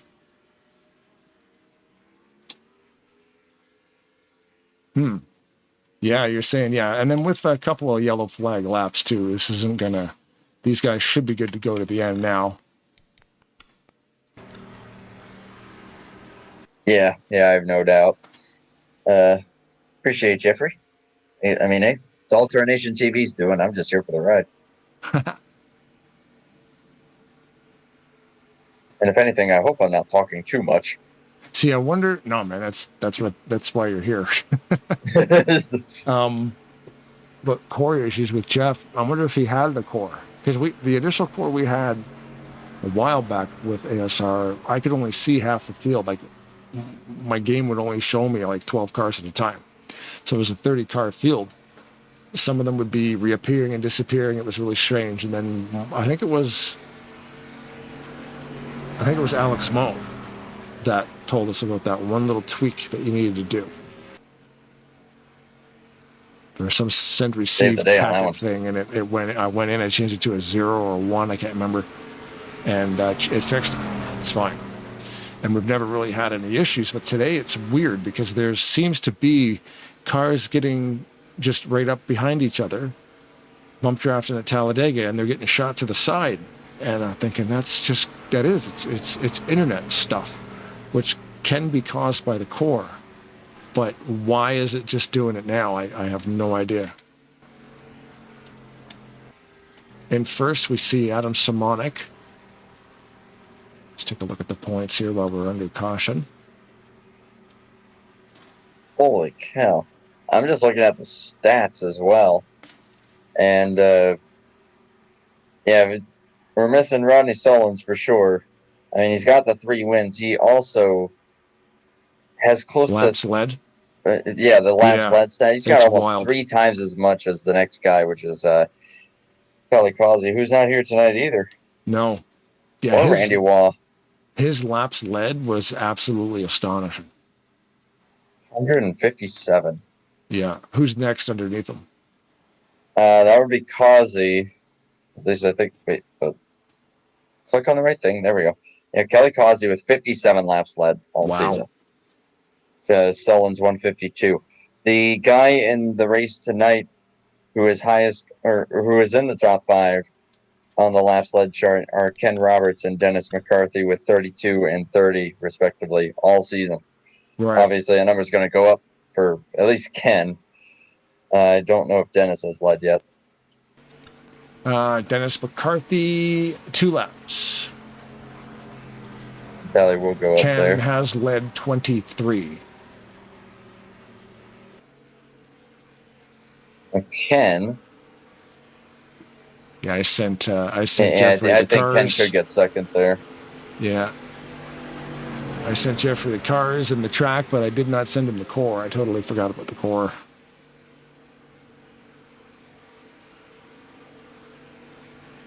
Most cores are the same, but like some leagues will change them a little bit.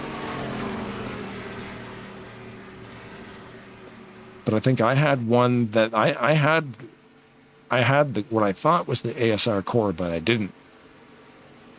Because once they were like, oh, you got to change this, you got a different one. I'm like, oh, and it works.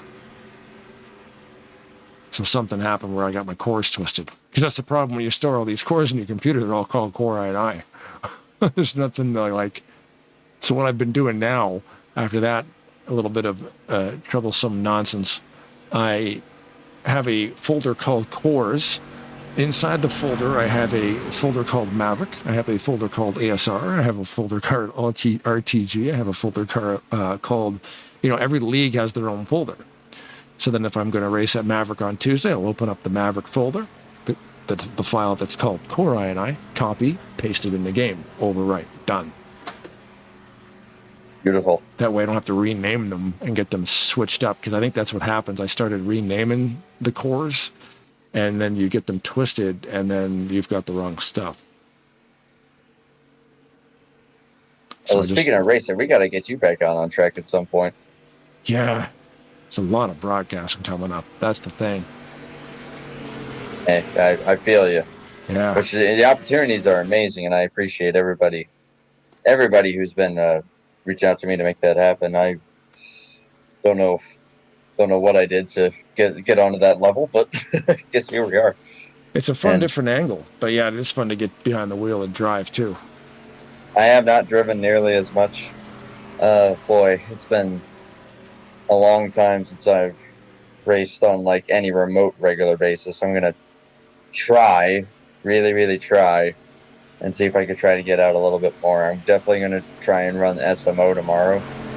To anyone watching, Jet Series, that's Josh's Egg Series, is at Fontana with the Gen 6 BR CTS. It's a fun little deal. Cool. Check that out. I'm gonna try to be there. That'll be a good race. Do you broadcast from inside the car? Like, do you stream your racing? No, I think I've done that like once or twice, and every time I did, it ended badly. So yeah, and it's like, you know what? Let me just have fun with this, and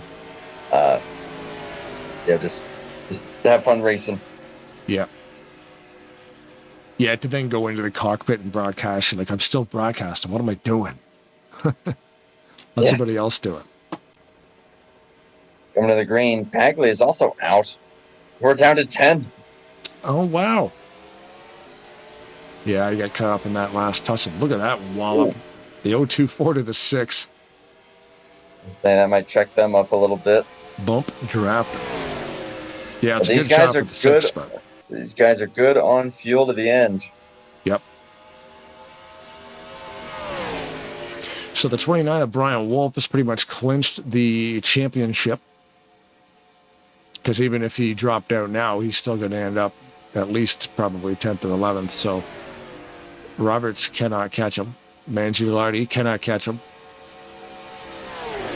Roberts dominating this race. He's got 25 laps led. Retired cars, Pagliup, Breedlove, Elliott, Finley, Postal, Godfrey, and Chin. Whoa there. Palmer looking to take the lead here. Whoa. Oof, did not lead. Oh my goodness, here we go again. That is Chuck on his lid. Yeah, and we are not yet in a race back. So field will be frozen with Palmer in front. All right. Well, that's also a weird one. Yeah, some strange wrecks. Like, because we've had more yellow flags in this race than we've had in the last 4 races combined. Let's see. From my view, Brian Wolf is starting to inch his way up, which I'm sure is him trying to get behind the 18. Mm-hmm. And I think the 18 is looking to come down to join the inside lane, so they both just merged into each other. Trying to get a helicopter view. There we go. And then Otto just wallops him. Yeah, that's exactly right. Wolf slides out of his lane just a little bit. And again, it looks like he taps nothing. And the car I just, think of those two just like, well, one guy was looking to get to the bottom to make a run, and then the other guy was thinking, I'll just file in behind this guy, so I'll just slowly start to move up in order to maintain some momentum. yeah. But then of course with the 18 moving down to make that move, that gap between them suddenly shrunk. So I think I was just two guys that had two different agendas, and both agendas just played out at the same time. Do you want to So see? no harm there really in that regard. Let's watch passenger door cam from Chuck T. This is what it looks like to be the passenger door. Boom. Always wanted to be a door. Yeah.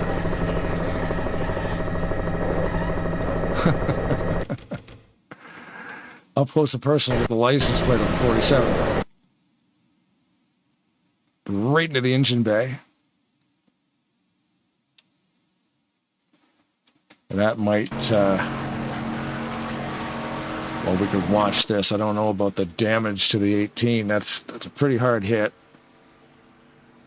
He's come this far. Remember that stat we showed before? The 18 of Chuck Taylor is the only car in this entire season to actually run every single lap that we've raced. So if he retires, nope, he's getting service. He will remain on the lead lap. See this thing out. Come on, brother. Yeah, that's the thing. Like, he's the only one who's actually finished every single lap we've run. As long as he finishes on the lead lap tonight, he will be the only car. So Which, far, if that thing's not too terribly torn up, which actually, yeah, his time on pit road there wasn't terrible. Although, oh my goodness, that back end. it's funny how the back end of the car is damaged, but that door is totally fine. He just got T-boned at high speed. Oh, God, I love the crash physics. Although, yeah, we got rear end damage shown on the 016. I think the 47. Yeah. I'm wanting to say Jax might have some. Or no, he's clean. Let's My go goodness, to this- rear damage cam and see who's got rear damage. This is going to be a race of survival here. The 18, the 47, the 16. Everybody else is okay.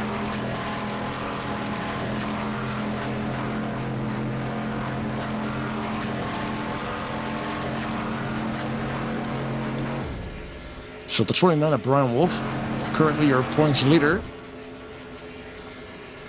has clinched the championship. Still clutching like crazy. I guess it's good clutch practice.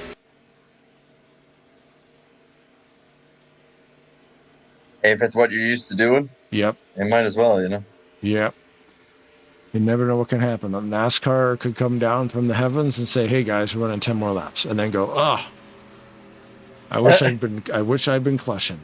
I don't think these guys do infinite green white checkers, thankfully. Yeah. Imagine that though, if it was like some kind of Mario Kart power up. Like, haha, we've got 10 more laps to go. I don't have enough gas. Yahoo! Yeah. Ay. Could have made that sound for a couple of them cars spinning around out there on the imaginary banana peels. Oh my God! You just break out like the wow! Yeah. Jeffrey Elliott in the YouTube chat there. Saturday night shake and bake with all the team mega races. He's bringing Talladega Nights back. Man, another place to be. They had That's awesome. It's still popping. They had a big show over there, man, and Jeff put it away and shut her down and walked away from it for a while. Take definitely a well-earned break. It's a lot of work running a league like that. A lot of people came out to those races. Those team challenges, like or the mega team races, those are really, really cool. They are pretty grueling, I will admit. I partook in at least one, if not two of them, and It's a long night, but it's fun. It's diverse. Yeah.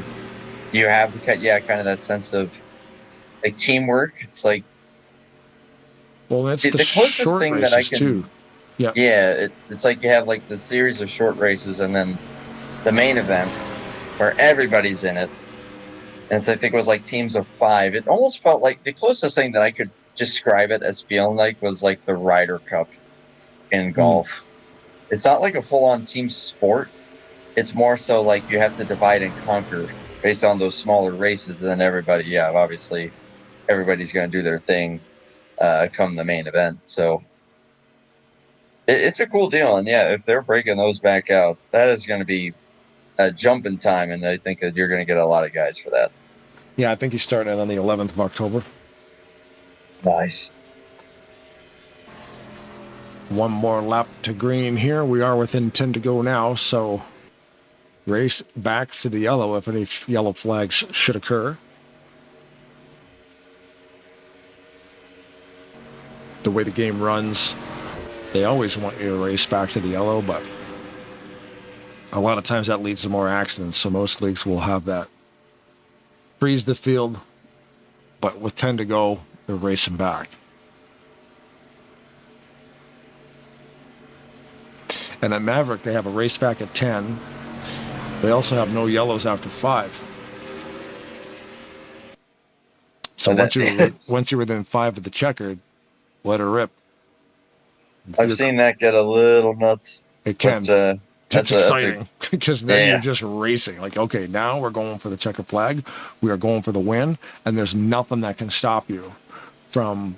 I mean, you're still going to get penalized if you cause an accident. But like, if an accident happens behind, like if you're running first and second, nose to nose, and there's an accident happening in 35th position, you're still racing for it. You've still got 4 or 5 laps left. You got to keep going. But then, hopefully, they get their stuff figured out by the time you get around. Because if you come around that corner, depending on what track you're on, I mean, Talladega's 2.6 miles, so usually the track's clean by the time you go all the way around. But you're running Bristol. You're coming back around every 15 seconds or so, 20 seconds. That's going to be a fun one. The Bristol race. Boys and girls have at it. Holy cow. 5 to go at Bristol at Maverick. That's going to be something. Because if there's any issues, they're not bringing that yellow out. It's like when you get within 5, it's like the next flag will be the checkers. Well, the next flag will be the white. But anyway. 10 laps here. Yep. Lap number 57 of 66 begins right now. The 22 of Greg Palmer takes the green flag. Ken Roberts right beside him in that green Mountain Dew. Do the do. Do you? I do. Oh, I always do. Yeah. Right now, Ken Roberts is looking to do that outside lane a favor and try to get clear here. And he's got the better push right now, so it looks like he will do so. He will do so. Yeah. Hey. It's what's going on right now. I wonder, though, because, Palmer and Roberts want to be behind each other. They want to be in line. Oh, yeah. Yeah, I wouldn't be surprised. But you got Mangialardi behind you. Mangialardi is a phenomenal pusher. Mm-hmm. And although now you see what Rawson's doing with the 22. Say, Rawson and McCarthy is not bad company either for the 22. So no. Take the 22 and flip it around, and it's a 55. Yeah. In the mirror, these cars are the other guy. What the heck's going on? Outside's got more cars. They're going to start to push ahead here. The 22, though, he's going to keep that. He's going to get the bad bump is what he's going to get. Yeah, he got the little apron plateau there.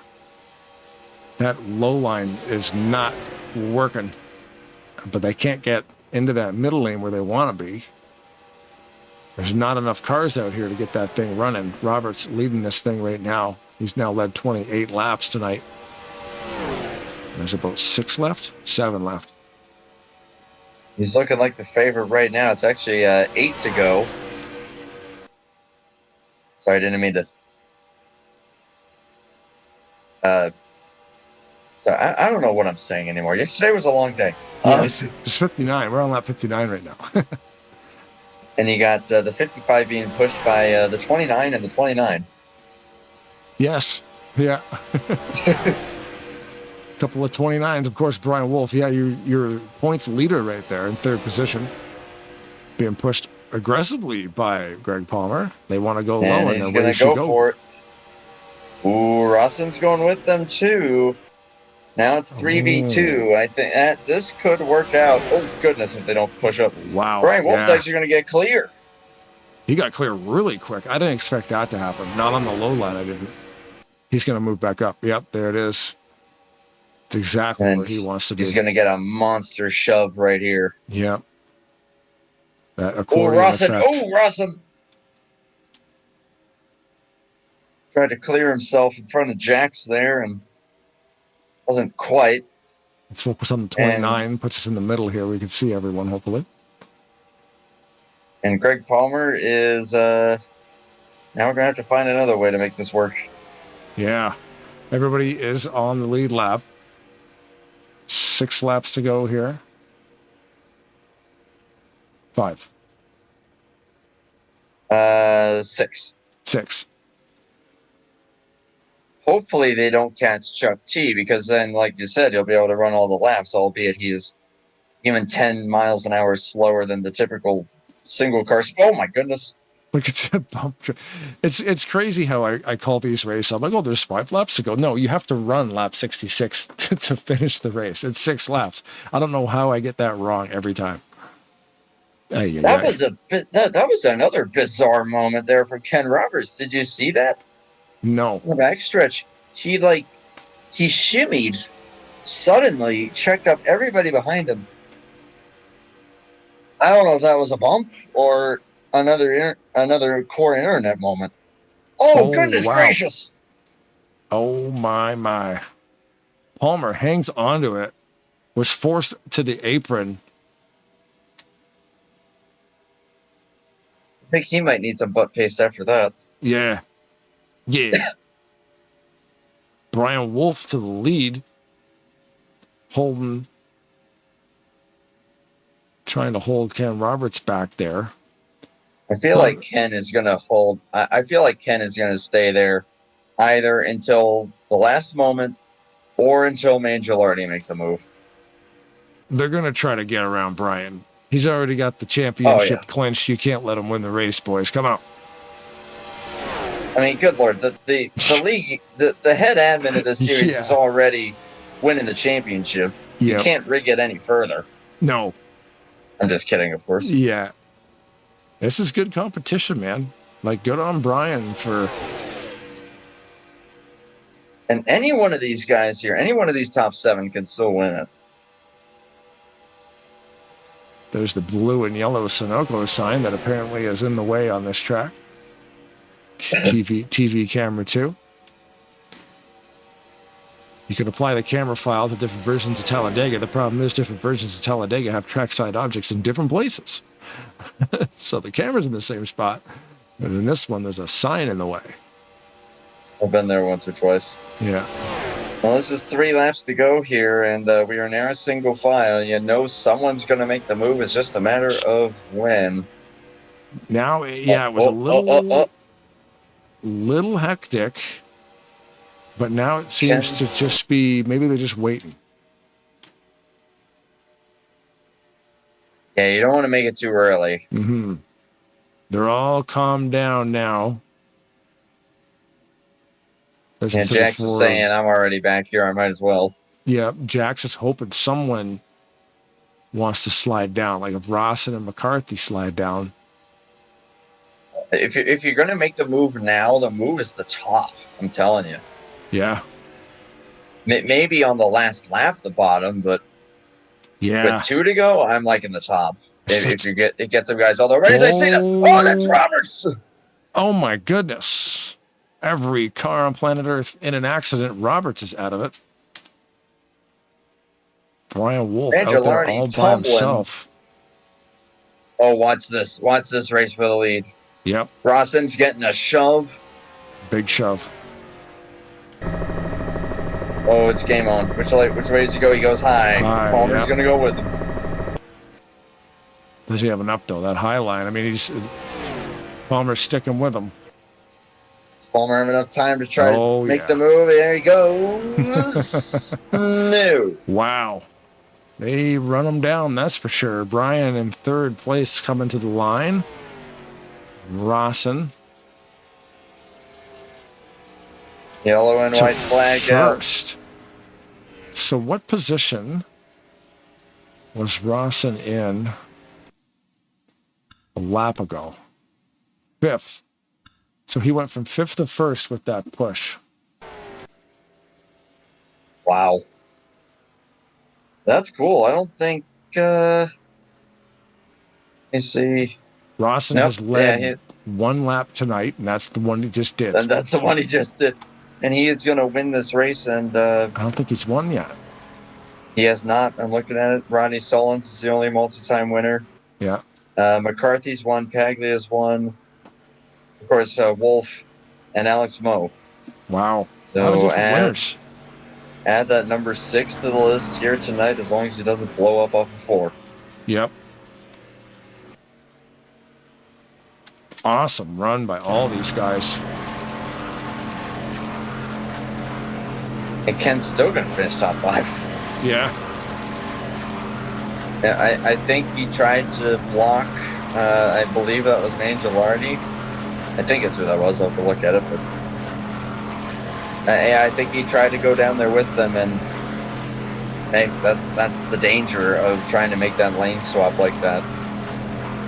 Is hey, the guy's got the run. He's not going to want to give it up that easily. You're going at your own risk at that rate. That's Talladega Racing.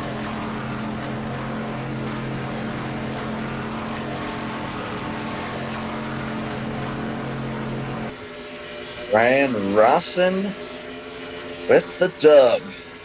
Dubs. It is official. And Budweiser's for everybody.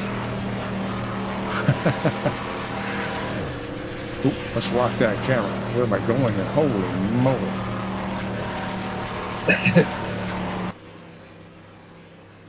All right. Congratulations to the race winner, number 6, Brian Rawson. Last minute push from the 22 butt pace mobile. Shoots him from, what did I say, 5th to 1st in the last second of this race. And like you said too, watch this race for first, because Brian had a big lead. But you had the 6 and the 22 that got through that wreck hooked up. 2 cars are always faster than 1.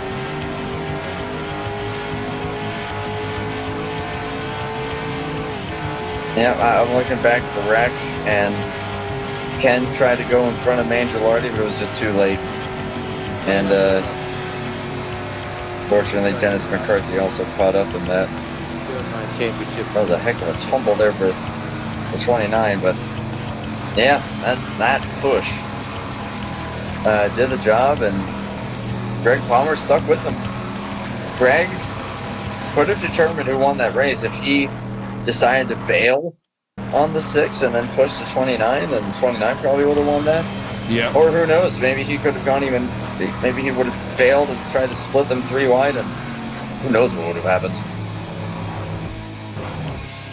That's awesome. That's why we do it. Yeah, that's why we race, because you never know what's going to happen.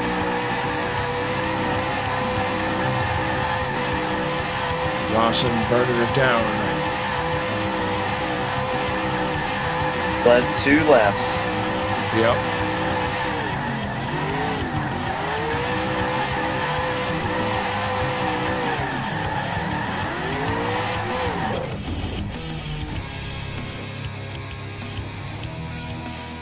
That beautiful looking vintage car. He's gonna back up to the wall and keep it going, man. You have earned it. Where's the 29? Is he out here doing anything? There he is. Congratulations on Brian He's the Wolf champ. as well. He deserves it. Yep. Well, you know what? We can put the winner's screen up on that one too, because there's your champion.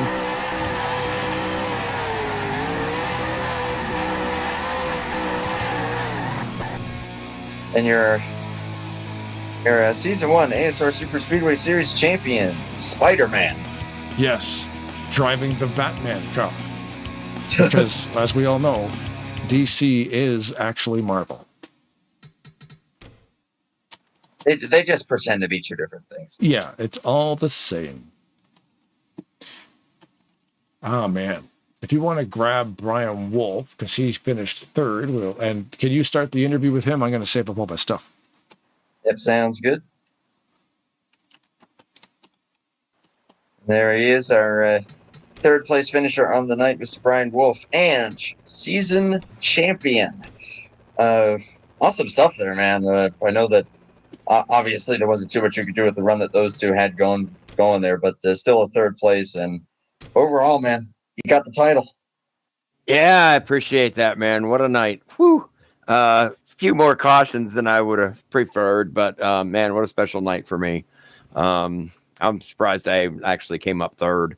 I had the lead there for a minute. I knew Ken was going to make a move. It was just a matter of time. But yeah, consistency proved to serve me well. I only finished out of the top 10 one time. I finished 11th, I think, on the season. Was my worst, and with a win and 2/3 and a handful of top fives, that's how it's done, man. Real proud of these guys. I want to thank everybody. Good job to Brian Rawson too for winning that race. He was right place, right time.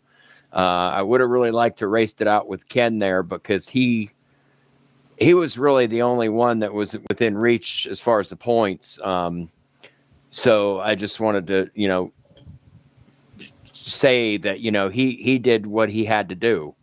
I did what I had to do to clinch the championship actually last week, and then I found out Rodney couldn't make it, so I was pretty comfortable going into tonight, so I just kind of was trying for the race win. But man, what a blast. This season just been really good racing.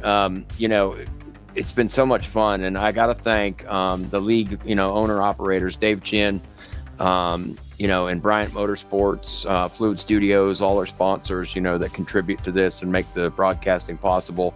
All our lead admins, Nelson Rodriguez, like I said at the beginning, really gave me a lot of good advice on how to do things and run this series. Ken Roberts, has been working with me. Some of these guys that, have been at ASR for the longest time really, encouraged me and, kind of before gave me the reins and let me take over and to win our first championship over here within the last I can't remember the last time. I think the last championship I actually won was over at RTG, the Challenger thing, a few years back. It's been like 5, 6, 7 years, but I especially want to dedicate this championship to Cannon Hinnant.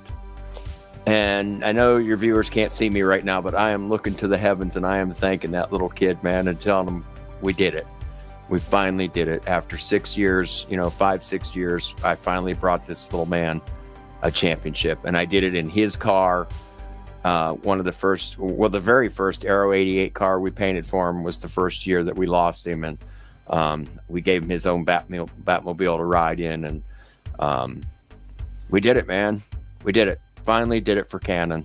And so I dedicate this performance, this whole season to him.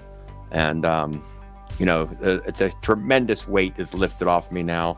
I was beginning to think I was never going to win another race, let alone a championship. So real proud of the fact that we did it here, under this ASR administration. And that's really all I can think of, man, to thank. I'm just kind of beside myself. I can breathe now, Well, and in good company too, like running with all these big name, big heavy hitter guys and being able to come out on top, that ain't easy to do. Yeah, right. And, and really the only thing that held a couple of them back was, late race penalties, missing a race here and there, you know what I mean? Not grabbing those points, because the way our points are, they are, you know, few and far between.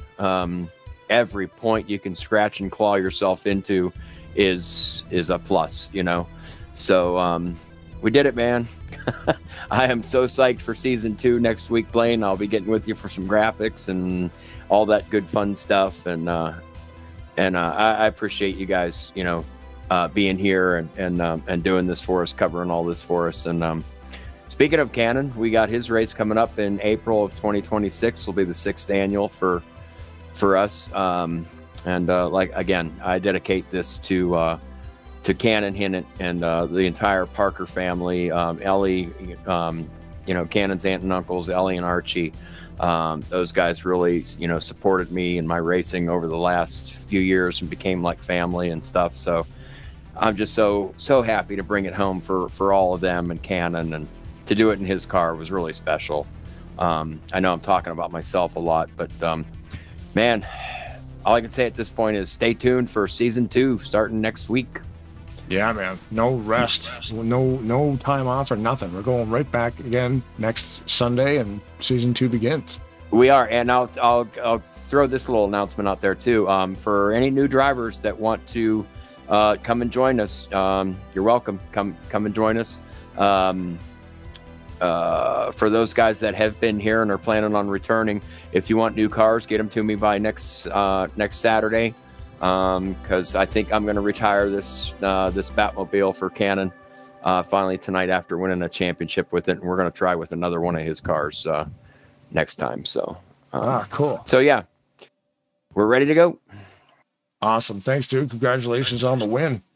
Thank you. Hey, Brian, congratulations, man, and a lot of respect for you for running that car tonight. And yeah, I have the utmost respect for you. You know that. Thank you, man. I appreciate that. Good job on your what did you come up second tonight? You almost I thought you were gonna have them, just not enough track. Yeah, it was all right. I mean, I had a good time tonight, you know. But talk about that next week. Yeah. Oh yeah. All right, man. Let me jump out of here and get into the reviews with this guys and see how many penalties they're gonna give me, and you know, they'll find a way to give you negative points so that. Yeah, man, the guy won his own championship, Greg. Yeah, right. Yeah. I was waiting to hear that one. Oh yeah. Thanks, Brian. Thank you, guys. Yeah, Greg, this thing was a pretty crazy race. A lot of yellows. I think we had more cautions in this race than we did the last couple of weeks combined. Was there any issues it looked like? That's what I heard. Somebody, I don't know, something with the core. Somebody having a problem with one of the numbers in the core. He didn't change. Yeah, I mean, came close to wrecking a couple of times, but it was fun. I had a good time. Yeah, I mean, that push at the end, Andrew called that. He's like, watch this race for the win, because the accident happened at the end there. And, you know, pitch strategy and everything didn't matter because you guys had enough yellow flags to make sure you had all the stuff you needed to get to the end. And then that wreck happens right through the middle of everybody. Brian's got the lead, but you're latched on to Rawson. Rawson, we call him Frenchie because in another league, he's always announced as Rasson. Okay. So I call him Frenchie. A lot of us call him Frenchie. Yeah, I mean, just hooked up to his bumper and see what he could do. And nothing against Brian, but I'm going for the win myself too. So I deked to the inside, coming into the dog leg to try over, but he went low on me. I'm not going to take anybody out. Are you kidding me? Yeah. No, it's like, but you can't.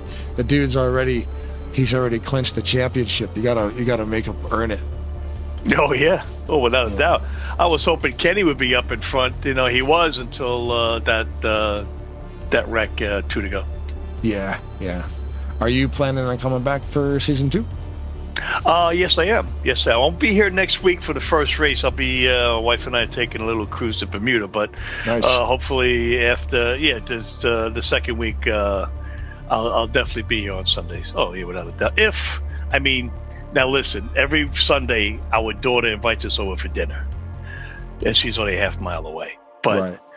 you know, it depends on how late we stay. How late we stay. I always try to get back here between 7:30. You know, I'm in Delaware, so I should be here most of the time. Hopefully, all the time. But if not, you know where I am. So like a cruise to Bermuda, are you like flying down there and then taking a cruise, or you? How you No, I'm driving. I'm 3 hours south from New York. Okay. We're taking a ship out of Bayonne, New Jersey, Oh, cool. which so is you're only cruising. 3 hours. Yeah, it's 3 hours, and yeah, it's just it's a 5-day. It's a reset button for my wife and I, and just a 5-day just to get away, have a good time, and yeah, I mean, we need it. We deserve it. Yeah, that's cool, man. That's awesome. Well, yeah, congratulations on the second place finish this evening, and safe travels on your cruise.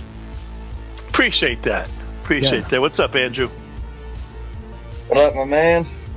Good job tonight.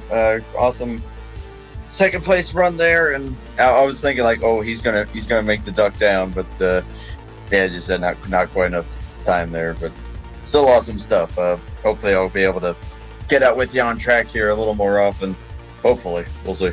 Yeah, I hope so. I mean, really, we have a good time out here.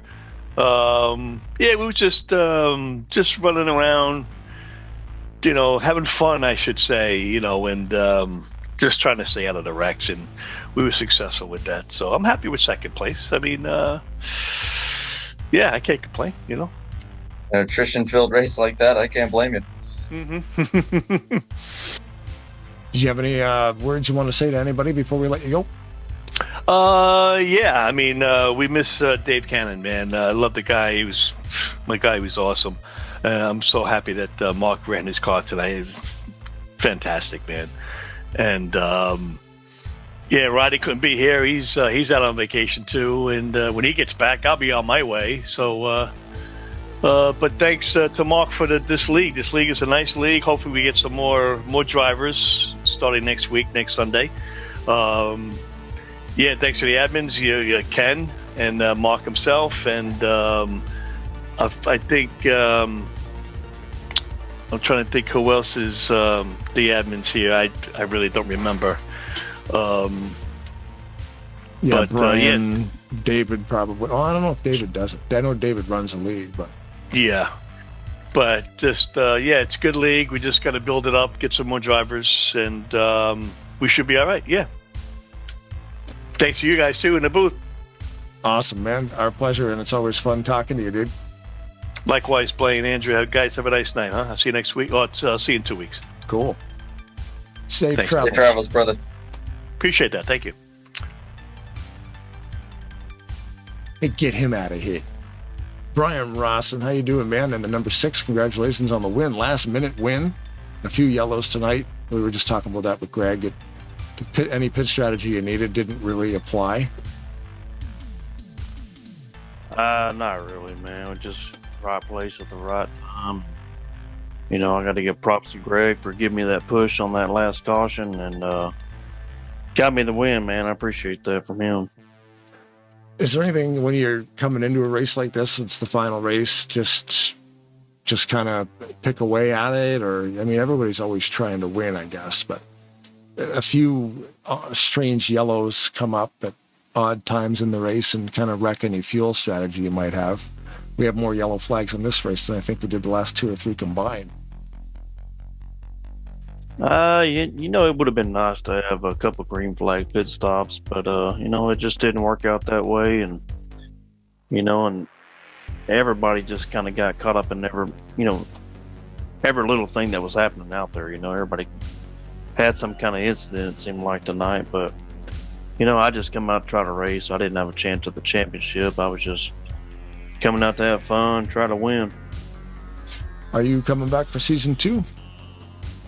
Oh yeah, man. It's just I'm glad we got this Sunday series, man. I want to thank Brian Wolf and ASR guys for putting this on, all the admins, and you know, it gives us somewhere to race on Sundays, which we didn't have that before, and You know, I really appreciate that. Yeah, it's a fun. It's definitely, there's so many options in the community too to race on every different night of the week. It's like, but everybody loves the Talladega stuff, and you know, season number 1 here, they definitely, I think they're tweaking some setups and stuff going into the second season. But I mean, hey, we're up for it, so it'll be cool to see what happens next week. I believe they're staying with the same track. Everything's still up in the air, I guess, but I guess we'll find out on Sunday what's going to happen, if they change the track, if they change the setup, what they change the number of races. I think, Andrew, did Brian say at the start of the race they're keeping the 8 race season? Yeah, to my knowledge, I think it's going to be sticking to the 8. Right.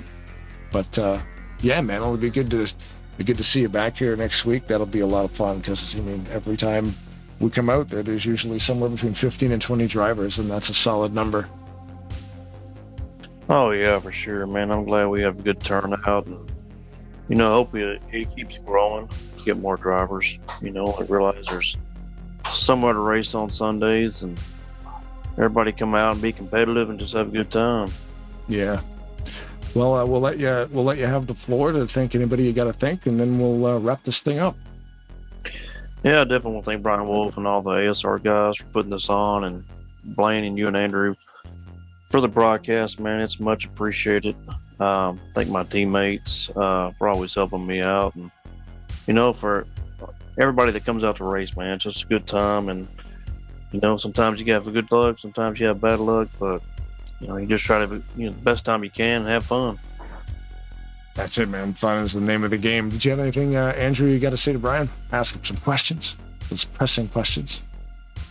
Pressing matters. I guess the only thing that I could really think of is just, I mean, you cross the line with 3 to go in 5th, and then of course you took 2 to go there to pretty much seal the deal. So, or the white flag rather. But when you saw what happened with Ken and Mangialardi there on the last lap, surely a lot had to be going through your mind of like, oh, this might open some doors up here. You know, honestly, when I see people wreck in front of me, you know, I just turn left. You know, that's just the best case scenario, you know, most of the time, you know, because usually when people wreck, they're going to go up and hit the wall. So I try to go left. But, you know, I do want to add one thing in. I want to thank Rodney Sullins for always painting my cars and all the stuff he does for the game and everybody around here. And he don't get enough props. And I want to say thanks to him for all that. Yeah, that guy's a staple in the community for sure. All the artwork he does is phenomenal. So yeah, man, that's that, I guess. Season number 1 gets wrapped up. Big win for Brian at the end of this thing. You can never predict it. We'll run 66 laps here, but the 66th one is always the most exciting because you never know what's going to happen. And yeah, last minute push, last minute win. So congratulations on that, man, and we'll be looking forward to seeing you come back next Sunday. We'll be here doing it again. Well, appreciate it, guys. So y'all take care and God bless, man. Thanks, Brian. Have a good night, bud. You too. Congrats, brother. Thanks, bud. Well, there it is. The race number 8 of 8. Congratulations to the number 6 of Brian Rawson, painted by Rodney Sullins. And, of course, a big thank you goes out to Bryant Motorsports and Auto Sales. The ASR Superspeedway Series races on. Headed into season number 2 next Sunday. So, yeah, man, great. Season number 1 was great. According to David Chin in the YouTube chat, looks like they're just tweaking some setups. Probably not going to be a track change. Who knows what's going to happen? They've got 6 days to figure it out. That's a quick turnaround time, but I think that they're putting on a good show over here. Yeah, still very healthy car counts, all things considered, especially for a new series like this. So props to what these guys over here at ASR have been able to pull off, and Brian Wolf especially, and yeah, as you're saying, everybody with Bryant Motorsports helping to get some of this stuff happening, and David Chin and all the admins over here at ASR. It's always a pleasure, and always a pleasure being up here in the booth with you, Blaine. I'm looking forward to Saturday. Hopefully that will work out. Yeah, there's some small changes, but otherwise, it seems like a lot of things are going to be the same. I certainly hope that the series logo stays the same for reasons. Sorry. Oh, for ASR. Yeah, I Yeah. had to get that. I had to get that in there. Brian designed all the logos. I'm like, he goes, "Can we run this?" I'm like, "I'll run whatever you want, man. I don't care. It's your broadcast. You're paying for it. Let's do it." But yeah, congrats to Brian on the championship. Brian Wolf, that is, and Brian Rosson on winning the race. Yeah. It's a good night to be named Brian tonight. Yeah, the Bryans, life of Bryans. There's just one spelled differently than the other. Yeah, it is funny how. Yeah, I never really realized that. That's pretty funny. But to come out here like Brian Wolf, especially to create this league, and then I don't even know what I'm trying to say. Like, he creates the league, and it's successful, and then he actually wins. The whole thing is just. It's a great success for Mr. Wolf. I guess that's what I'm trying to say. So. And there is no more difficult championship to win in NR 2003 than at a Superspeedway series, just because of how competitive it is. So that's a big accomplishment right there for anybody to pull it off. So congrats to Brian Wolf on being able to pull it off. Well, especially with the like roster, I said, that's too. tough. Yeah, true. There we go. I think I fixed the order of my schedule on screen. And I did it in studio mode. Yeah, it didn't really transition properly. But anyway, I think it looks okay now. Either way, we'll be seeing you guys on. Nice to have two full monitors when you're doing this stuff. 3 actually, but yeah, I only use the third one when I'm broadcasting for the extra real estate. But Tuesday at Maverick, back here next Sunday to start season 2, and then the following Thursday, September 4th, will be over with Talladega Nights, Talladega Challenge at Rolling Thunder Gaming. Seth Cole and Kyle Matthews will commentate the Tarnation TV production. I think I finally figured out how to say it. I'm gonna have to write that down so I don't forget. Either way, Andrew Miller, thank you very much for joining me out here this evening to cover for Mr. Weston as he races some actual cars on Sundays sometimes. So always super awesome when you're able to lend your voice to this deal. It's a lot easier doing these things with 2 people. Amen to that. But hey, you've helped me a lot with getting things off the ground as well on my end. So for that, I will always say thank you, and just an honor always to being able to call one of these with you, call you a friend at this point, and just and it's as you said at the early in the show, that sure, it's like technically we're like competitors because we're both broadcasting, but we're competitors that will help each other out and advertise each other. It's a good community, as you said, and I'm just honored to be one of the I guess one of the fish in that sea kind of thing. So thank you to you, and also always got to shout out FRN and JTN for the work that they put into putting the word out there as well. Yeah, a lot of those guys, like, that's kind of what turned me towards the broadcasting thing, was seeing FRN, JTN be like, oh wow, these guys are broadcasting this stuff. I wonder how they're doing this. And then digging into the whole process and coming up with what you see here. So it's been a lot of fun. And yeah, thanks to everybody who subscribed to this thing. The subscriber to view ratio is really high. We don't have 1 million subscribers. We only got like 3 or 4, I think it's 330 subscribers, but I always get a couple hundred hits on every video. So everybody's watching it. So that's kind of neat. It's not just random robot subscriptions. It's actual people that actually like to tune in and see what we're doing. So, yeah, thanks again to ASR, Bryant Motorsport Auto Sales of David Chin, Brian Wolf for creating the series and pulling us in here to do this. Thanks, of course, the drivers, the YouTube people who interact with it and subscribe to it and share it and do all that fancy stuff. And, of course, Andrew Miller, Rod Weston for helping with the co-hosting duties. and we're moving forward. So it's going to be quite the ride. But I guess if the women don't find you handsome, they should at least find you handy, keeping your stick on the edge.